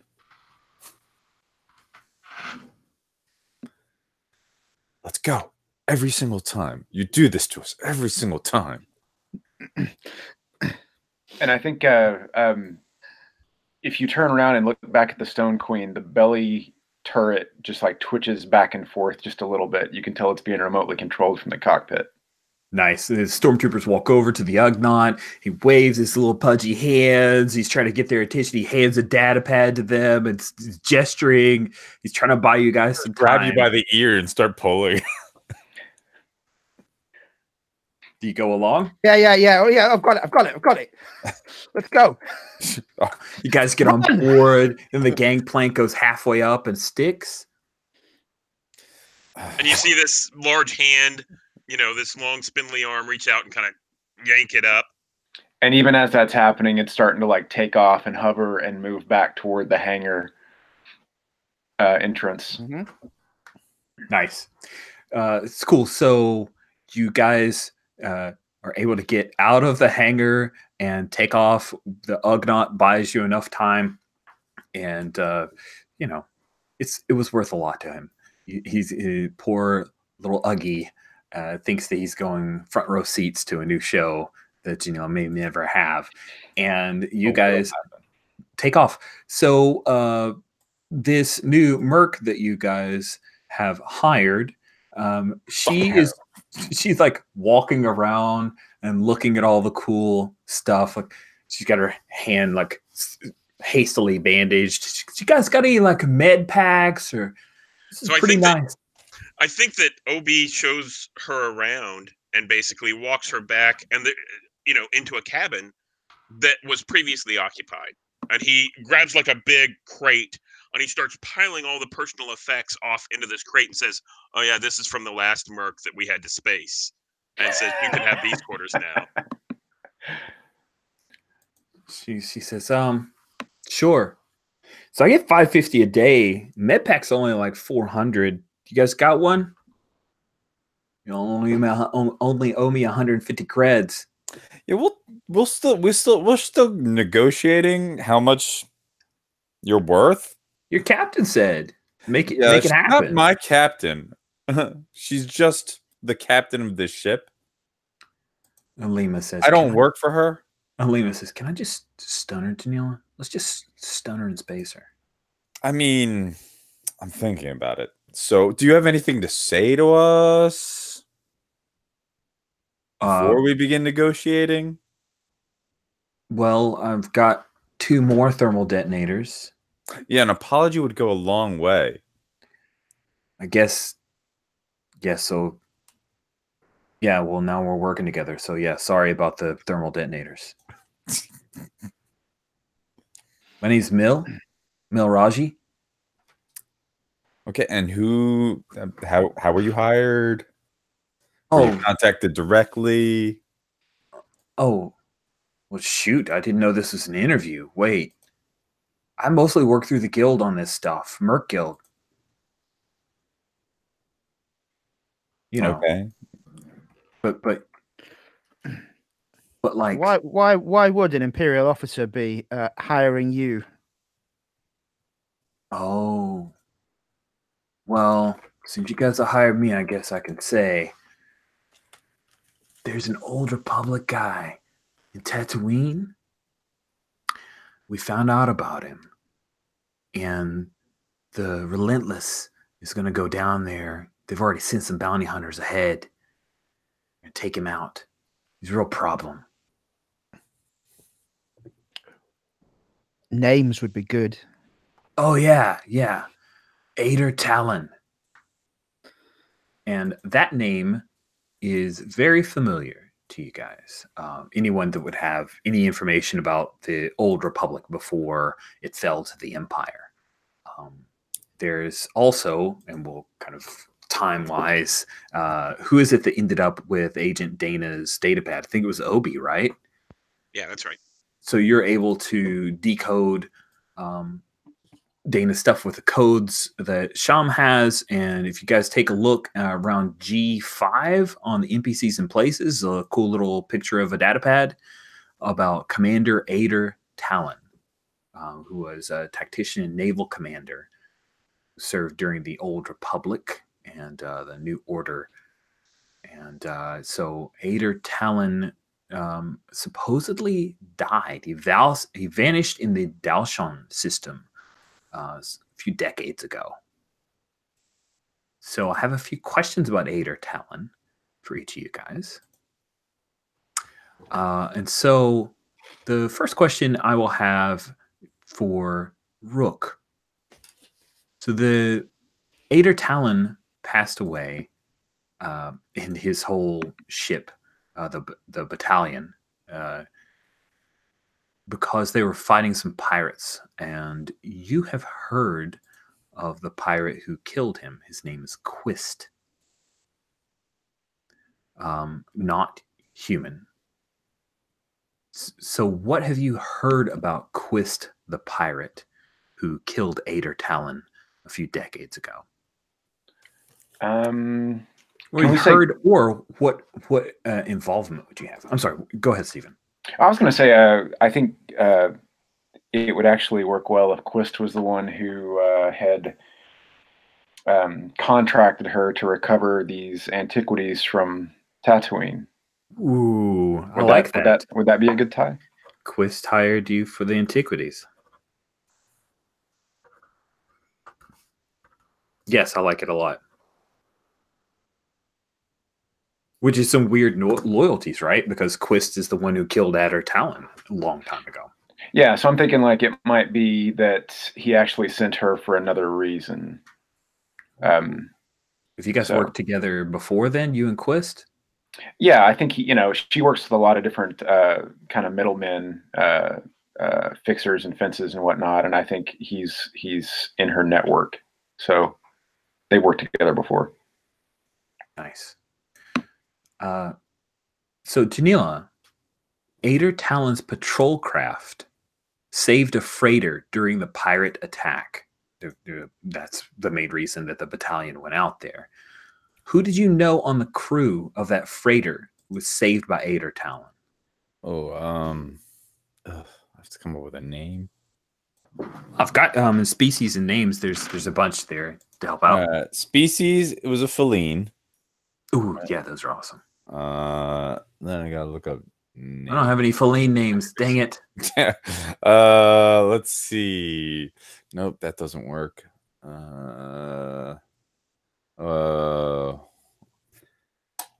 Weaving Satkins. Weaving Satkins, the feline was saved. Okay, cool. Now I have to add feline to our species because it's been used, because that's a cool thing. Star Wars naming conventions.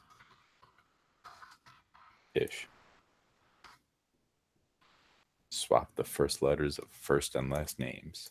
Cool. All right, I'll add in a feline later.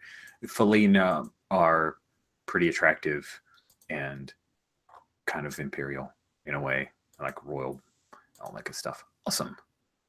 So you said the name again? Can you tell me that name again? Weaving, probably Evan, probably. Okay. Random apostrophes for alien names. Like it. And it was Satkins. Sweet. If you could add that name to the NPCs and places tab, just anywhere underneath. Sure. Sweet. And I have a picture in mind for Mill, but I don't want to go on a Pinterest search for it. So we'll just say that it is. She's got kind of a dirty blonde hair and this weird scar on the side of her face that she usually likes to hide. If anyone's ever seen the movie The Blood of Heroes, a really old movie, I'm thinking of what character from that. If you haven't, don't worry. I'll eventually find that picture between now and next game, if Mill's still around. So she tells you that Adder Talon is been discovered on Tatooine, and the captain of the Dauntless, or the Relentless, has already called in a bunch of bounty hunters, and then they're going to go in and collect him. They want him alive.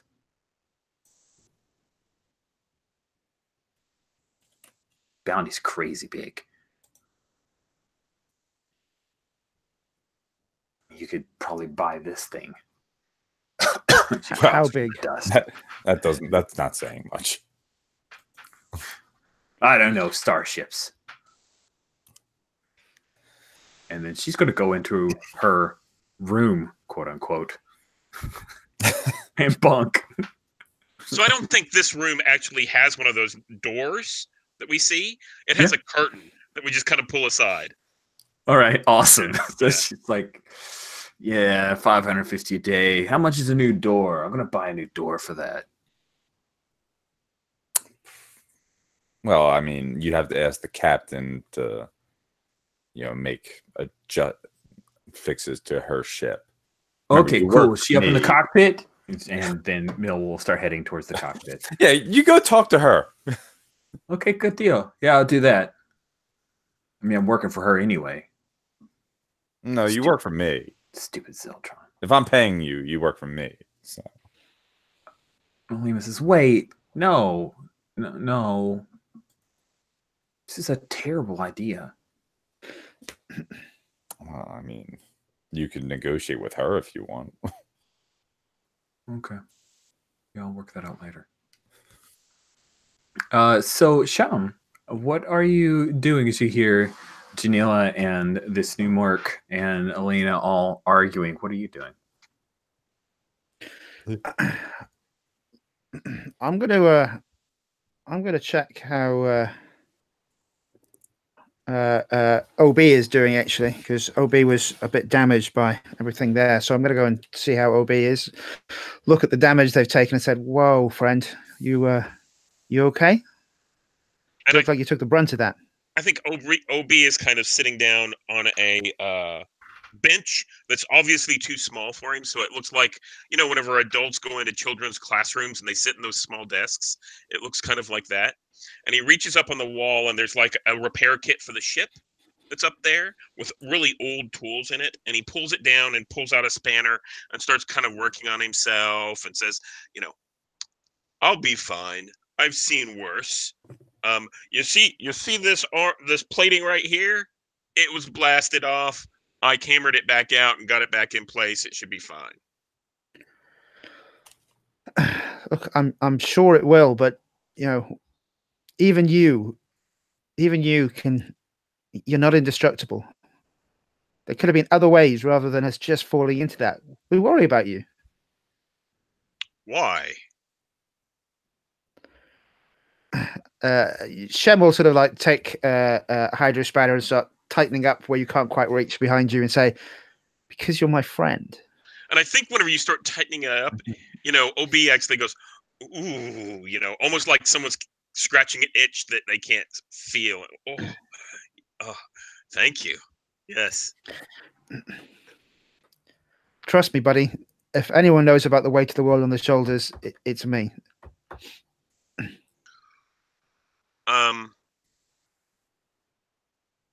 That seems like a very heavy load to carry. So I'm glad that you can deal with it as well as you can. Helps to talk.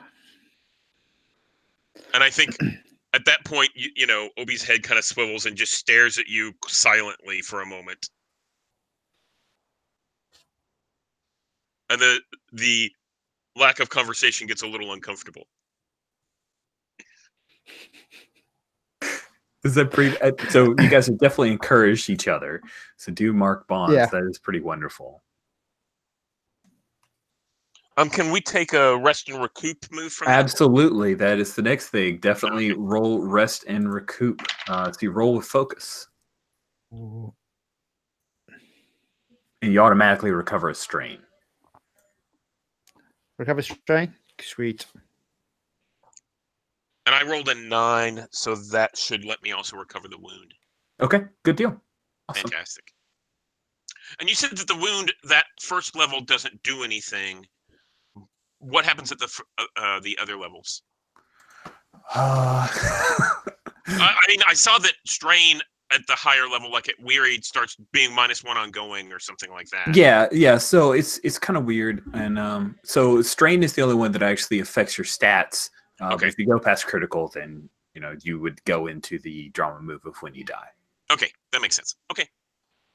It's a little not terribly well described, so we will soldier on, and our interpretation will be true. Yes. OB, do our bonds go up as well with that? Yes. Mm-hmm. We did with the encourage someone. Did you get any results from rest and recoup that?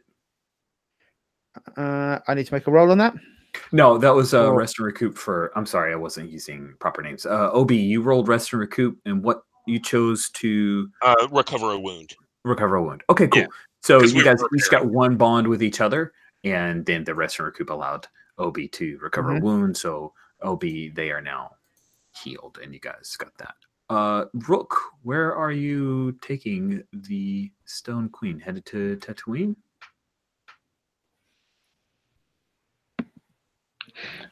Yeah, I'm trying to find the Bellerophon, if I can pick that up. I'm assuming it's going toward Tatooine. The Bellerophon is based off the information that Sham got you. She plugged in a course and is already headed off and hit hyperspace towards Tatooine. Okay. Yeah. So Rook plots a course in the nav computer and sets off for Tatooine. Okay. You go into hyperspace, and Janila comes up before you. I don't know if you drop it into autopilot or if this ancient ship even has such a thing. But Janila comes up to the cockpit to see you. And by the way, I really, really like the deck plans that you've dropped in there. So if anybody hasn't seen that on NPCs and Places, starts around row 18 and G18. I feel like I should call bingo, but that's where it is. So yeah, looks like Janila's come up to visit you in the cockpit. Yeah, I think I think Rook always has like music playing, like classical type, the equivalent of Chiss classical music playing. And all the doors in this place more or less have been replaced with curtains, both for practical and aesthetic reasons. So yeah, that music is like wafting down the corridor. Oh, real quick Chiss question. So Chiss the Chiss come from an ice planet. Does that affect the AC here? Like, do you like it cold? Yeah, it's always cold in this ship. Nice. Which is probably one of the reasons that she and OB get along reasonably well, and maybe not necessarily with others. It's always cold in Siberia. Cool. So Janila, you come up to visit with Rook. She's got it. The ship in is in light speed right now. What do you do? Yeah, and I'm totally taking a seat. Yeah, Rook, we need to talk about the shit that you're pulling. So talk. Yeah, we're in this together. So maybe get your head out of your ass and stop treating us like we all work for you. If you're not comfortable with the arrangement, I can show you the door. Did you sign on to help others, or are you just in this for yourself? Both, like I assume the rest of us.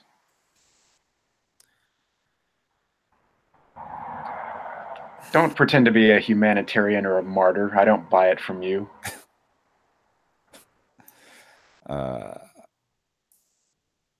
Is that so? Is that so?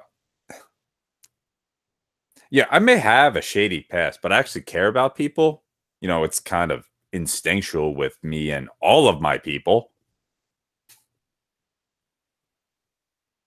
Did you have something that you wanted to accuse me of? It seems like that's why you've made your way into my cockpit. And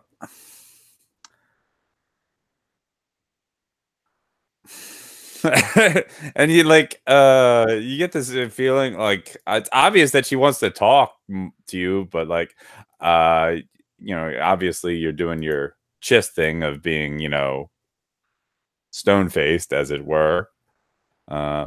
Look, we need to be able to trust each other while we're working. You can't just say, I'm not just some purse like and money bag that you can just hire everyone with. It seems to me that we both contribute valuable things to this mission. Yours happens to come in the form of a bank account, for which I'm duly grateful. Mine comes in the form of this ship and my expertise. This is the deal. You do know you're more than just what you're good at, right? I do, but I don't feel the need to share that with others.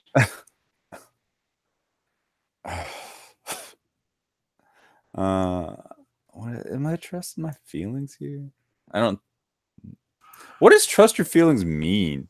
It's kind of read a situation in a weird Star Warsy way. Because that's why I'm like looking at the stone face move.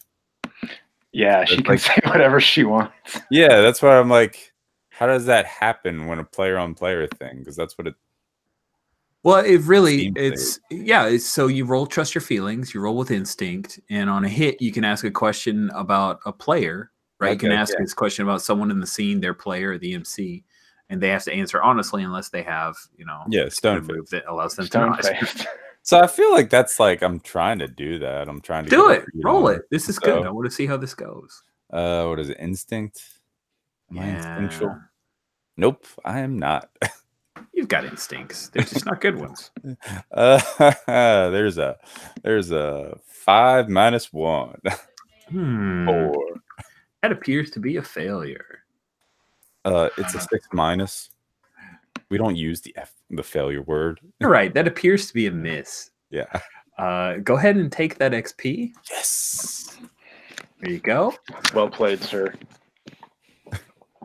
And I think you two are having this intimate conversation, and then there's a moment where you're trying to suss out, or feelings reach out to the captain, and that's when Rook comes barging in. She's already found one of your med packs that you guys had secreted somewhere, and she's applying it. She says, "Hey, I need a door on my room. Janila said that you'll approve it, Rook."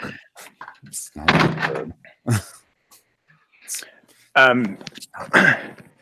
Yeah, so Rook was like finally, I think, looking over and making eye contact with Janilla, and was just about to say something. And when that happens, she turns back to Mill coming through the door and says, "Why are you in the cockpit?" And instantly, like, the stone face drops back down.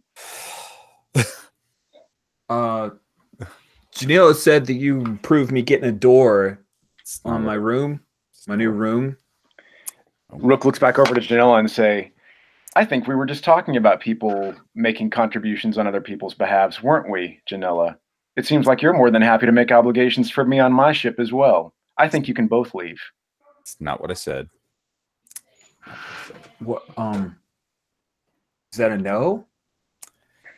Get out, Millie. Fine. I'll just buy a door in Tatooine.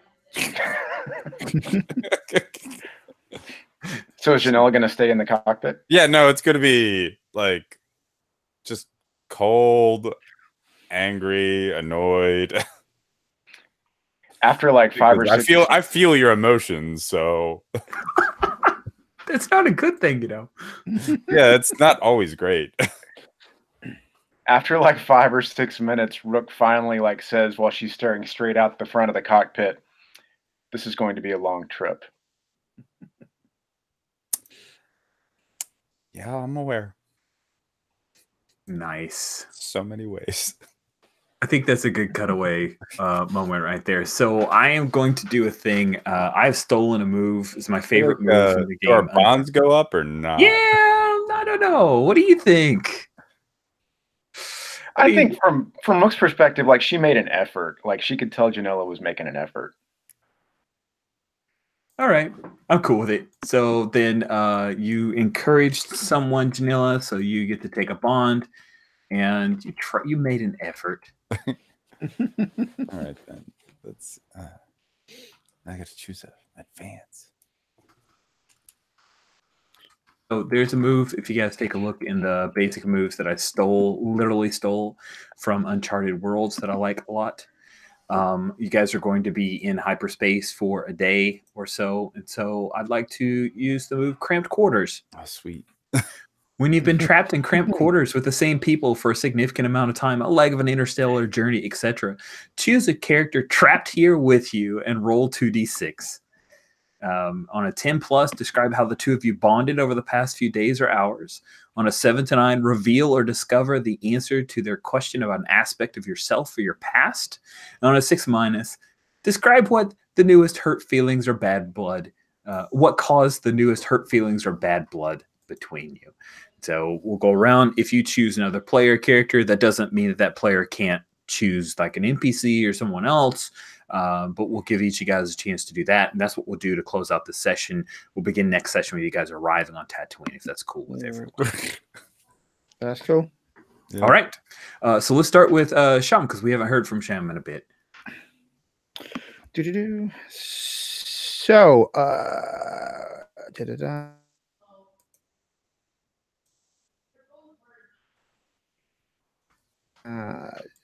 if that's, I think Shem and Rook should probably. Well, that sounds fun. Awesome. All right. Yeah.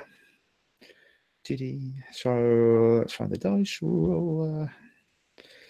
See if my bad luck continues for day. Woo! I've got a 7.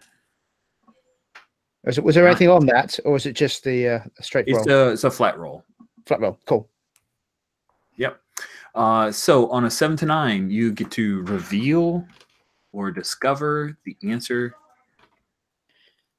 So you get to ask, effectively, you get to ask Rook a question, reveal, discover the answer to their question about an aspect of yourself or your past. There we go. So Rook gets to ask you a question,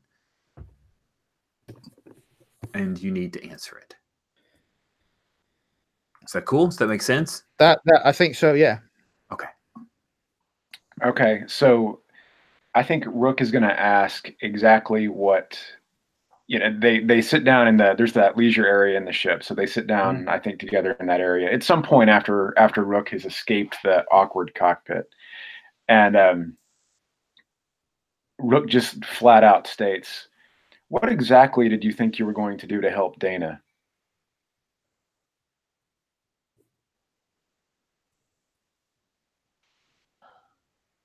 You're muted.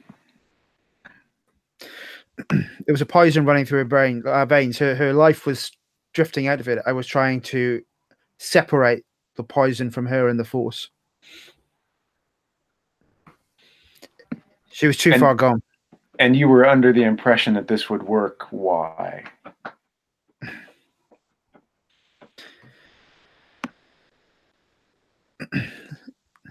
All the time we spent together, and you still don't believe in the Force. Your anger is something you're going to have to control. I really fear it could be your undoing. It seems to me that if the Force had had more effect, I might be more inclined to believe in it.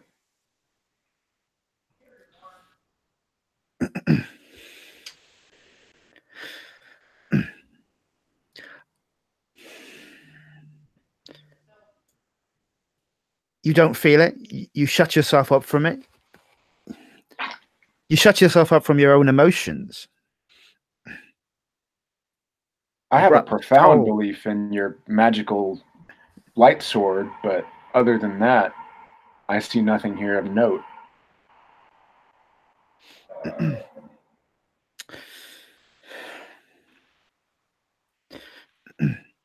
That's because, and I think Shem will shut down. Just doesn't quite know how to answer the question and go back to playing the game they're playing. Pondering. Ooh, you guys playing Dejarik? The space. Yeah. And I think Rook cuts that off with, those do have value on the antiquities market. Let me know if you ever come to your senses and decide to sell. About the time you sell this whole heap of junk, yeah? She just kind of finally cracks a bit of a smile and keeps playing. Oof, cool. That was good. Good job. All right. So then next we will go to Janela. So choose a character trapped in here with you and roll 2d6. It's gonna be Obi. Nice. Real selected. There's a 10. A 10 plus. Describe how the two of you bonded over the past few days. I think because things are yeah, it's just Janila's like, all right, because you're a droid, so I don't know if her empathic abilities do anything with you, but you're still much more pleasant to be around, and all right, we like trading stories and stuff, and because because we got the connection of you're kind of into her and she wasn't yet, so I'm like, oh Jesus, better the and we've also got the combat history. And I think so. Obi is very interested in talking to Janela. I find it really interesting how the droid on the ship has become the ship counselor. And everybody's coming to talk to them because there's no force or empathic response. Well, you have yet to be a jerk to anyone, so I was looking. There's no like good empathic counselor moves that I could have taken, but yeah, it's like so are you doing okay, Obi? Everything seems to be functioning correctly. Yeah, but I appreciate your interest. But are you doing okay? Are you like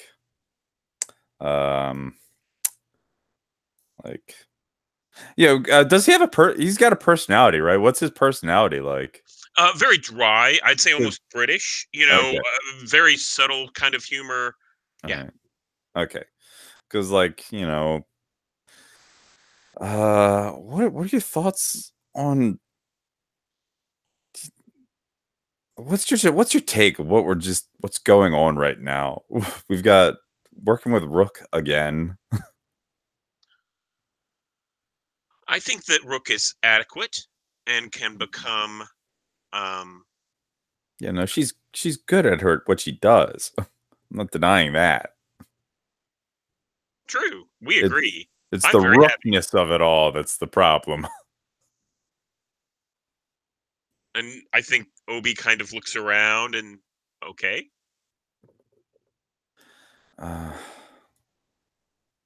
Like, we don't need this new mercenary.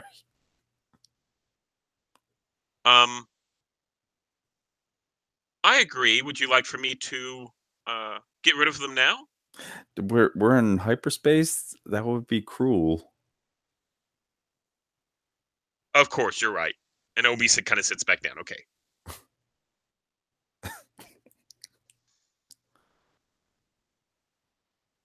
Okay. Is that the scene? Yes. That's great. Good. So next would be Rook. What do you? Who do you want to roll crimp quarters with? I think she's already had scenes with basically Janela and Sham, so I think Obi. Oh, sounds good. So where does this take place?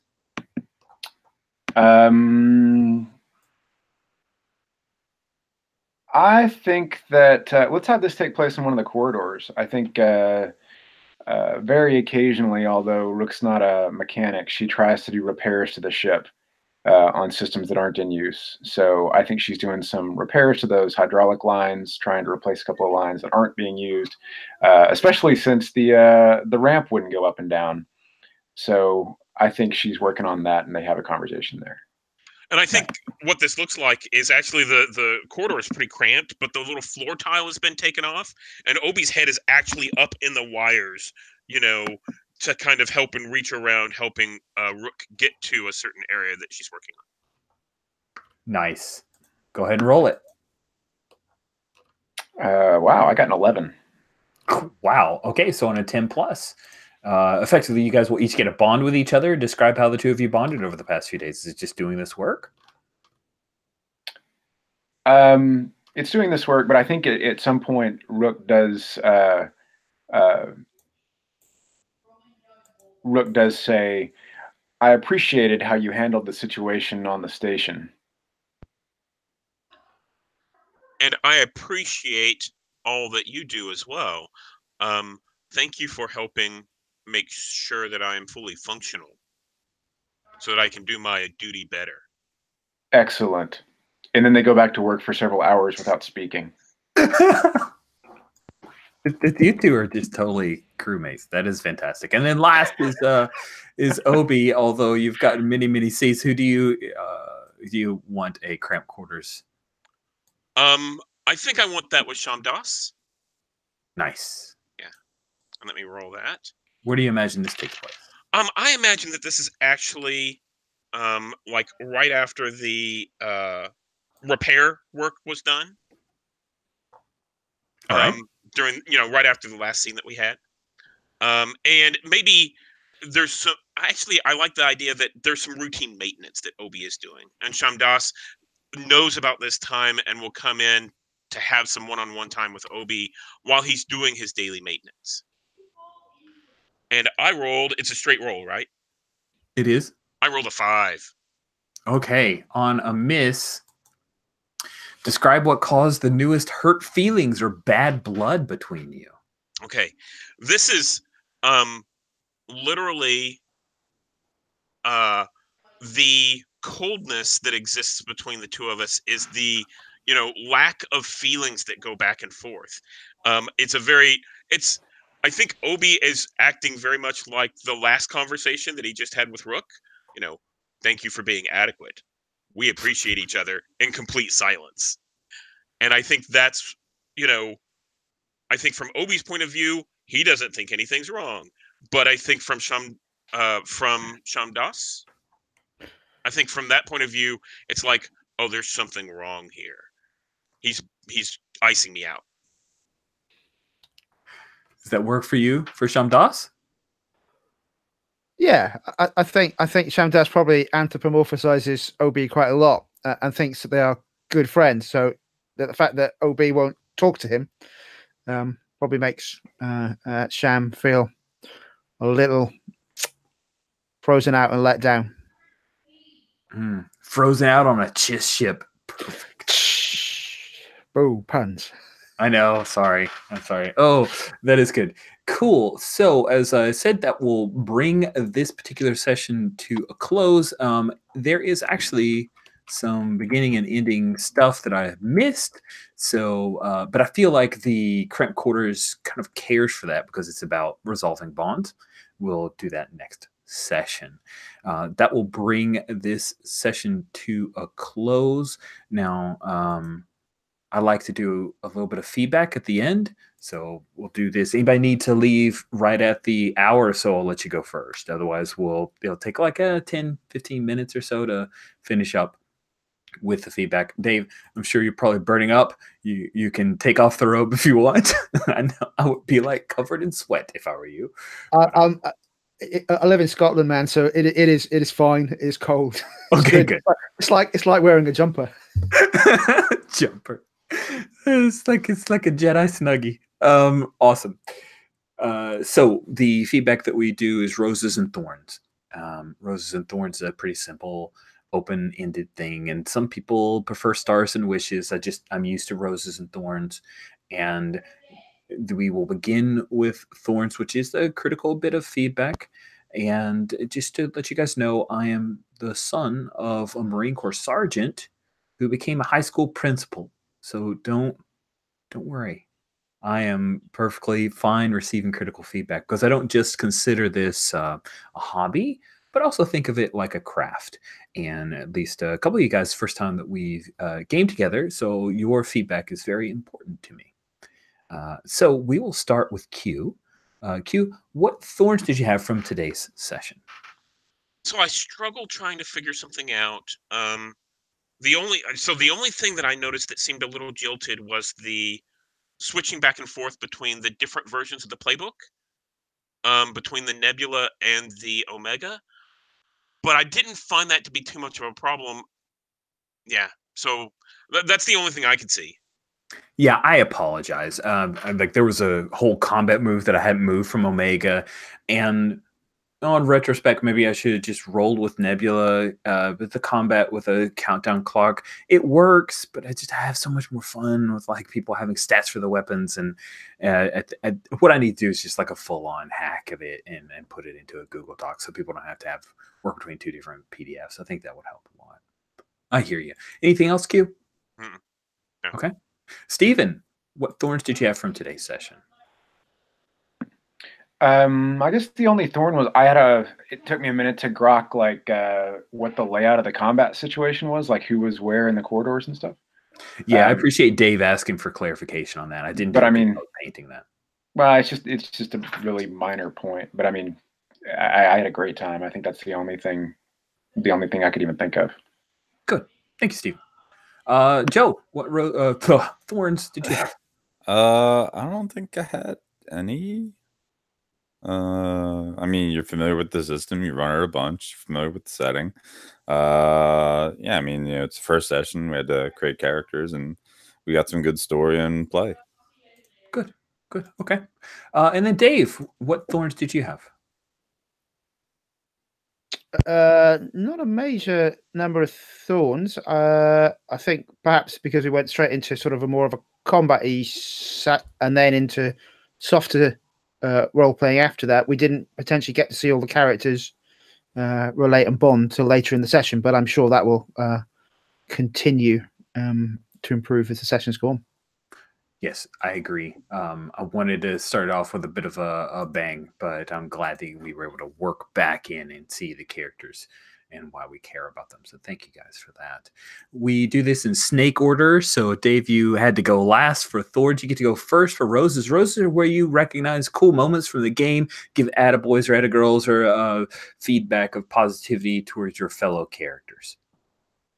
Cool. I'm feeling I'm starting to get to see the characters. The scene with Janella and Rook in the cockpit was stellar. That was fantastic to watch. And OB shoving everyone out of the combat, trying to save everyone as almost like our special secret savior. That was also awesome to see. Cool. Thank you so much, Dave. Joe, what about you? Yeah, no, I loved the character interactions when we were like able to like banter off of each other, like watching Shem and Obi talk, and the also short scene between Rook and Obi was very amusing. And Rook, you heartbreaker, you. Heartbreaker. So mean. Steven, what roses did you want to hand out? I actually thought the scene with trying to do the data collection when we were trying to take off from the station was really good. Like that was really Star Wars. The stormtroopers coming up and the Jedi trying to get stuff off the panel. And like that was just really Star Warsy to me. So yeah, I liked that one a lot. And also the cramped quarters move. That's really cool. I like that a lot. I'm glad to hear that. I was like, I know I'm kind of throwing people in the deep end with this move that's completely plucked from another game, but I super love it. So I'm glad to hear it. That's awesome. But like all the character interaction has been really good. Like I have a really good feeling for who the characters are and how they relate and stuff. So it was really good session. Nice. Q, bring us home. What roses did you have? So I've played in the Star Wars Saturday stuff before, and I'm always amazed at how much the Star Wars setting can kind of bring to, a game and how different it is. So I know that, I played in a number of these and I'm like still super passionate about my character and where it's going. And I hear the other characters that are made and I'm like, oh, and we get to see more depth from Janella. And, there's so many more stories here, the different systems that you bring in for Star Wars. I'm always so excited about the, oh, there's so much more to tell in this, in this game. Yeah, it's really nice. I like it. And in general, basically, I'm just blown away by, the different characters people make out of Star Wars world or whatever we're doing. And in this case, they're all very, what's the right word? Captivating. It's like, oh, I want to know more about Rook. Yeah. I agree with you, Steve. With Q, sorry. I agree with you, Q. Really enjoyed these characters. Dave, Jedi rope, like amazing. And Steven, your chiss is just like you locked in on this very defined, very interesting take on your character. I can't wait. I'm glad we got all 4 sessions with you guys. We'll explore them more. Q, I've got a soft spot in my heart for the K2SO. So like my mental space of seeing him is pretty fantastic. And Joe, thanks for joining us, bringing in Janella, seeing her in a different light. It's been really fun. I can't wait to see you guys next week. And we'll go ahead. Oh, sorry. No, I'm not in next week's session. Oh, you should recheck, sir. Oh, okay. I don't know how these things work. Cool. Okay, I'm only in this. Oh, I have a quick question with the yes. And it might be a suggestion. The 10+ on the cramped quarters. Does that like both characters should get a bond with each other? It should. Okay. It should. I will add that in. That specific, yeah. And like a 7 to 9 could be like a one-sided bond, like the other person gets a bond with you, but you don't get a bond with them. The person rolling should determine, like you determine who gets a bond. Does that sound fun? Yeah. Cool. Like, thank you for that suggestion. I meant to add the mechanics in there, so I'll do that.